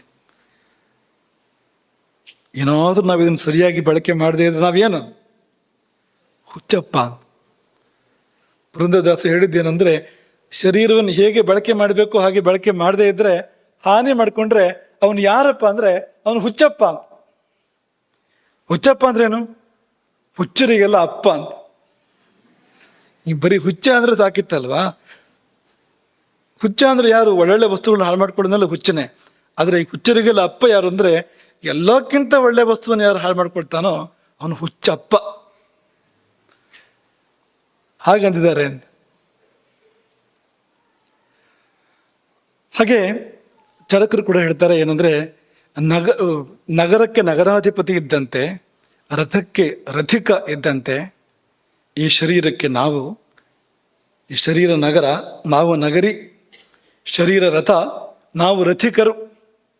ಹಾಗಾಗಿ ಮೇಧಾವಿಯಾದರೆ ಕೃತ್ಯೇಶ್ವಹಿತೋ ಭವೇತ್. ಈ ಶರೀರದ ಬಗ್ಗೆ ಯಾವಾಗಲೂ ಜಾಗ್ರತೆ ಮಾಡಬೇಕು. ಈ ಶರೀರವನ್ನು ಚೆನ್ನಾಗಿಟ್ಕೊಳ್ಬೇಕು. ಹಾನಿ ಮಾಡುವಂಥ ಯಾವ ಕಾರ್ಯವನ್ನು ಅದನ್ನೇ ಪಾಪ ಅಂತ ಕರೆಯೋದು, ಮಾಡಬಾರ್ದು ಎಂಬುದಾಗಿ ಇದಿಷ್ಟನ್ನು ಶರೀರದ ಬಗ್ಗೆ ಅನುಸಂಧಾನ ಮಾಡಿ ಮುಂದಕ್ಕೆ ಈ ಶರೀರ ಯಾವುದರ ಮೇಲೆ ನಿಂತಿದೆ ಅನ್ನೋದನ್ನು ನೋಡೋಣ. ಯಾವ್ಯಾವುದರ ಮೇಲೆ ನಿಂತಿದೆ ಅಂತ. ಅದರಲ್ಲೊಂದು ಆಹಾರ. ಶರೀರ ಭವನವನ್ನು ನಿಲ್ಲಿಸಿರುವ ಸ್ತಂಭಗಳು, ಉಪಸ್ತಂಭಗಳು ಯಾವುದೆಲ್ಲ ಅಂತ ನಿರೂಪಣೆ ಮಾಡುವಾಗ ಅದರಲ್ಲಿ ಒಂದು ಈ ಆಹಾರ ಬರುವಂಥದ್ದು. ಅದನ್ನು ನಾಳೆಗೆ ಇಟ್ಕೊಳ್ಳೋಣ. ಅದಕ್ಕಿಂತ ಮೊದಲು ಒಂದು ಪ್ರಶ್ನೆ ಕೇಳ್ತೇವೆ ನಿಮಗೆ ನಾವು. ಅದು ತುಂಬ ಸರಳವಾದ ಪ್ರಶ್ನೆ, ಸಾಧ್ಯ ಆದರೆ ನೀವು ಉತ್ತರ ಹುಡ್ಕೊಳ್ಳಿ. ಅದಕ್ಕೆ ಇಷ್ಟೊತ್ತು ತನಕ ನಾವು ಹೇಳಿದ್ವಲ್ಲ, ನಿನ್ನೆಯಿಂದ ಇವತ್ತಿನ ತನಕ, ಇದಕ್ಕೆಲ್ಲ ವಿರುದ್ಧವಾಗಿರೋ ಒಂದು ಮಾತಿದೆ. ಅದು ಹಳಬರ ಮಾತೇ ಇದು, ಪ್ರಾಜ್ಞರ ಮಾತೇ ಇದು. ಸರ್ವಾಶುಚ ನಿಧಾನಸ್ಯ ಕೃತಘ್ನಸ್ಯ ವಿನಾಶಿನಃ ಶರೀರಕಸ್ಯ ಕೃತೆ ಮೂಢಾ ಪಾಪಾನಿ ಕುರ್ವತೆ. ಶರೀರವನ್ನು ಜರೆದಿರುವ ಒಂದು ಮಾತು ಇದು. ಈ ಶರೀರ ಏನು? ಸರ್ವಾಶುಚಿ ನಿಧಾನ. ಎಷ್ಟು ರೀತಿಯ ಅಶುಚಿಗಳಿದೆಯೋ ಎಲ್ಲ ಇಲ್ಲೇ ಇದೆ ಅಂತ. ಇದೆಯೋ ಇಲ್ವೋ ಆಲೋಚನೆ ಮಾಡಿ ನೀವು. ಶರೀರದಿಂದ ದಿನವೂ ಕಲ್ಮಶಗಳು ಹೊರಗೆ ಹರಿದು ಹೋಗ್ತಾನೆ ಇರ್ತವೆ. ಅದೊಂದು ಹೇಗೂ ಆಯ್ತು. ಸಾಲದಿದ್ದಕ್ಕೆ ಬೆವರು ಇಡೀ ಮೈ ತುಂಬ ಬರುವಂಥದ್ದು, ಕಾಲಿಂದ ತಲೆಯವರೆಗೆ. ಅದನ್ನು ಒಳ್ಳೆ ವಸ್ತುವಾ ಬೆವರು? ಇಷ್ಟಪಡುವಂಥದ್ದ ಅಲ್ಲ. ಕಣ್ಣು ನೋಡಿದ್ರೆ ಕಣ್ಣಲ್ಲಿ ಏನೊಂದು ಬರ್ತದೆ, ಕಣ್ಣಿನ ಬದಿಯಲ್ಲಿ ಕಲ್ಮಶ ಬರ್ತಾ ಇದೆ. ಕಿವಿ ಅಲ್ಲೂ ಇದೆ. ಹೋಗ್ಲಿ, ಬಾಯಿ ಅಂದರೆ ಅಲ್ಲಿ ತುಂಬ ಇದೆ, ಅಲ್ಲಿ ಬಾಯಿಯಲ್ಲಿ ಅಲ್ವಾ? ಎಲ್ಲಿ ನೋಡಿದ್ರು ಕೊಳಕು ಅಂತ. ಸರ್ವಾಶುಚ ನಿಧಾನಸ್ಯ. ಇದೆಲ್ಲ ಬಿಡಿ, ಇದೆಲ್ಲ ಸ್ವಚ್ಛ ಮಾಡ್ಕೊಂಡ್ಬಿಡ್ಬೋದು, ನೀವು ಅದನ್ನೆಲ್ಲ ಪಟ್ಟಿಲ್ ತಗೋಬೇಡಿ ನೀವು ಅಂತ ಹೇಳೋದಾದ್ರೆ, ಒಳಗೆ ಹೋದ್ರೆ ಈ ಒಂದು ಚರ್ಮದ ಹಾಸು ಇದೆಯಲ್ಲ, ಈ ಚರ್ಮದ ಹಾಸು ಒಂದೊಂದು ದಾಟಿ ಬಿಟ್ರೆ ಮತ್ತಿರೋದೆಲ್ಲ ಏನು? ಯಾವುದಾದ್ರೂ ಒಂದು ನೀವು ಪವಿತ್ರ ಅಂತ ಹೇಳುವಂಥದ್ದು ಇದೆಯಾ ಅಂದರೆ ರಕ್ತ, ಮಾಂಸ, ಮಜ್ಜೆ, ಮೇಧಸ್ಸು, ಅಸ್ಥಿ, ಏನಾದರೂ ಒಂದು ಮುಟ್ಟುವಂಥದ್ದು, ಮುಟ್ಟಿ ಕೈ ತೊಳ್ಕೊಳ್ದೇ ಇರುವಂಥದ್ದು ಏನಾದರೂ ಒಂದು ಇದೆಯಾ? ಮುಟ್ಟಿದ್ರೆ ಸ್ನಾನ ಮಾಡಬೇಕು. ರಕ್ತ ಒಂದು ದಿನ ಅಶೌಚವಂತೆ, ರಕ್ತ ಬಂದರೆ ಅಂತ, ಅಷ್ಟು ಅದು ಮೇಲಿಗೆ ಅಂತೆ ರಕ್ತ ಅಂತಂದರೆ ಅಂತ. ಮೂಳೆ ಮುಟ್ಟಿದ್ರೆ ಸ್ನಾನ ಮಾಡ್ಕೊಂಡು ಬರ್ಬೇಕು ಹೋಗಿ ಅಂತ, ಪಂಚಗವ್ಯ ತಗೊಳ್ಬೇಕು ಆಮೇಲೆ ಅಂತ. ಇದೆಲ್ಲ ಒಳಗಿದೆ. ಇದು ಏನು ಮಾಡಿದ್ರು ಹೋಗೋದೇ ಇಲ್ಲ ಇದು ಅಂತ. ನಾವು ಇರೋವರೆಗೂ ಇರೋದೇ, ಅದು ಹೋದ್ರೆ ನಾವೇ ಹೋಗ್ತೇವೆ ಹೊರತು ಅದು ಹೋಗೋದಿಲ್ಲ ಅಂತ. ಇಂತಿಂಥ ಕೊಳಕುಗಳು ಒಳಗಿಟ್ಕೊಂಡು ಅಷ್ಟಷ್ಟು ಕೊಳಕುಗಳನ್ನು ಸ್ರವಿಸ್ತಾ ಈ ಶರೀರದಿಂದ ಆಯ್ತು. ಇಷ್ಟೇ ಆದರೆ ವಿಷಯ ಬೇರೆ. ಕೃತಜ್ಞ ಅಂತ ಶರೀರದ ಬಗ್ಗೆ ಜರ್ದಿದ್ದು ಮತ್ತೊಂದು ಶಬ್ದ ಏನಂದ್ರೆ ಕೃತಜ್ಞ ಅಂತ. ಕೃತಜ್ಞ ಅಂದ್ರೆ ಏನು ಮಾಡಿದ್ರು ಇಟ್ಕೊಳ್ಳೋದಿಲ್ಲ ಅಂತ. ಈಗ ಊಟ ಹಾಕ್ತಾ ಇರ್ತೇವೆ 3 ಹೊತ್ತು, ನಾವು ಇಟ್ಕೊಳ್ಳೋದೇ ಇಲ್ಲ ಅಂತ. ಬೆಳಗ್ಗೆ ತಿಂಡಿ ಕೊಟ್ಟರೆ ಮಧ್ಯಾಹ್ನ ಹಸುವಾಯ್ತು ಅಂತ ಹೇಳ್ತದೆ, ಮಧ್ಯಾಹ್ನ ಊಟ ಮಾಡಿದ್ರೆ ಸಾಯಂಕಾಲ ಹಸುವಾಯ್ತು ಅಂತ ಹೇಳ್ತದೆ. ಅಷ್ಟು ಸಾಯಂಕಾಲದವರೆಗೂ ಕಾಯೋದು ಇಲ್ಲ ಅಂತ. ಊಟ 5 ನಿಮಿಷಕ್ಕೆ ಕಾಫಿ ಅಂತ ಹೇಳ್ತದೆ, ಚಹಾ ಅಂತ ಹೇಳ್ತದೆ ಅದು ಅಂತ. ಊಟ ಆಗ್ತಿರೋ ಹಾಗೆ ಕೈ ಒಣಗೋದ್ರೊಳಗಡೆ ಚಹಾ ಬೇಕು ಅಂತ. ಒಂದು 4-5 ಗಂಟೆ ಆಯ್ತು ಅಂದ್ರೆ ಶಂಕರಪಳೆ ಬೇಕು ಅಂತ ಕೇಳ್ತದೆ ಅದು. ಕೃತಜ್ಞ ಅಂದ್ರೆ ಇಂತಹ ಏನು ಕೊಟ್ಟರು ಸಾಲದು ಅಂತ. ಎಷ್ಟು ಒಳ್ಳೆ ಬಟ್ಟೆ ಹಾಕಿದ್ರು ಒಂದು ಸ್ವಲ್ಪ ಹೊತ್ತಿಗೆ ಅಷ್ಟೇ, ಬೇರೆ ಕೊಡು ಅಂತ ಕೇಳ್ತದೆ. ಆಮೇಲೆ ಆ ಬಟ್ಟೆ ತೊಳೆದು ಪುನಃ ಹಾಕಿದ್ರೆ ಒಂದು ಕೆಲವಾರು ಸರಿ ಆಗ್ಬೋದು, ಆಮೇಲೆ ಅದು ಬೇಡ ಅಂತ ಹೇಳ್ತದೆ. ಅದನ್ನ ತಲೆ ಬಾಚದಂತೆ ಪುನಃ ಕೆಡ್ತದೆ ನೋಡಿ ಅಲ್ವಾ. ಮುಖ ಉದ್ದಿದಂತೆ ತಿದ್ದಿದಂತೆ ಮತ್ತೆ ಕೆಡ್ತಾ ಇರ್ತದೆ ಮುಖ ಅಂತ. ಏನಪ್ಪ ಕೃತಜ್ಞ ಅಂದ್ರೆ ಮಾಡಿದ್ದು ಯಾವ್ದಾರ ಇಟ್ಕೊಳ್ತಾ ಅಂದ್ರೆ ಯಾವುದನ್ನು ಕೂಡ ಮಾಡಿದ್ದನ ಕೃತ ಅಂದ್ರೆ ಮಾಡಿದ್ದು ಅಂತ, ಒಂದನ್ನು ಕೂಡ ಇಟ್ಕೊಳ್ಳೋದಿಲ್ವಲ್ಲ ಇದು ಅಂತ ಕೃತಜ್ಞ. ಆಮೇಲೆ ವಿನಾಶಿ ಅಂತ, ಒಂದಂತೂ ಪಕ್ಕ, ಒಂದಿನ ಬಿದ್ದೋಗ್ತದೆ ಅದಂತೂ ಪಕ್ಕ, ಸಂಶಯ ಏನೂ ಇಲ್ಲ, ತಪ್ಪಿಸೋಕೆ ಸಾಧ್ಯ ಇಲ್ಲ ಅದನ್ನು. ಕಲ್ಪಾಂತದಲ್ಲಾದ್ರೂ ಕೂಡ ಎಂತಹ ದೊಡ್ಡ ಆಯುಸ್ಸನ್ನು ಪಡೆದರೂ ಕೊನೆಗೂ ಒಂದು ದಿನ ಬೀಳಲೇಬೇಕು ಇದು. ಇದಕ್ಕಾಗಿ ಇಷ್ಟೆಲ್ಲ ಮಾಡಬೇಕಾ ಎನ್ನುವ ಪ್ರಶ್ನೆಗೆ ನೀವು ಉತ್ತರ ಕಂಡುಕೊಂಡು ಬನ್ನಿ. ಇಷ್ಟಕ್ಕೂ ನಿನ್ನೆಯಿಂದ ಏನು ಹೇಳಿದ್ವೋ ಅದೆಲ್ಲಕ್ಕೂ ವಿರುದ್ಧವಾದ ಹೇಳಿಕೆ ಇದು, ಪೂರ್ತಿ ವಿರುದ್ಧವಾಗಿರುವಂಥ ಹೇಳಿಕೆ ಅಂತ. ಅಷ್ಟೆಲ್ಲ ಸ್ತೋತ್ರ ಮಾಡಿದ ಮೇಲೆ ಅದೇನು ಹೇಳ್ತಾರಲ್ಲ, ಮೃಷ್ಟಾನ್ನ ಭೋಜನ ಮಾಡಿ ಆಮೇಲೆ ಯಾವ್ದ್ರಲ್ಲೂ ಕೈ ತೊಳ್ಕೊಂಡ ಅಂತ, ಯಾವ್ದ್ರಲ್ಲ ಬೇಡ, ಹಾಗಾಗ್ಬಿಡ್ತಲ್ಲ ಇದು ಅಂತ ಉತ್ತರವನ್ನ ನೀವು ಅದಕ್ಕೆ ಚಿಂತನೆ ಮಾಡ್ಕೊಂಡು ಬನ್ನಿ. ಅದೆಲ್ಲಿ ಸರಿ ಇದೆಲ್ಲಿ ಸರಿ, ಯಾವಾಗ ಅದು ಸರಿ ಯಾವಾಗ ಇದು ಸರಿ, ಎರಡೂ ಸರಿ ಆಗಲೇಬೇಕು. ಹೇಗೆ ಸರಿ ಅನ್ನೋದನ್ನ ನಿಮಗೆ ಈಗಾಗಲೇ ಸುಳಿವು ಕೊಟ್ಟು ನಾವು ಅದಕ್ಕೆ ಏನು ಉತ್ತರ ಇದಕ್ಕೆ ಅಂತ ಹುಡ್ಕೊಂಡು ಬನ್ನಿ ಉತ್ತರವನ್ನ. ನಾಳೆ ಪಾಠವನ್ನ ಪ್ರವಚನವನ್ನ ಮುಂದುವರಿಸೋಣ. ಹರೇ ರಾಮ್.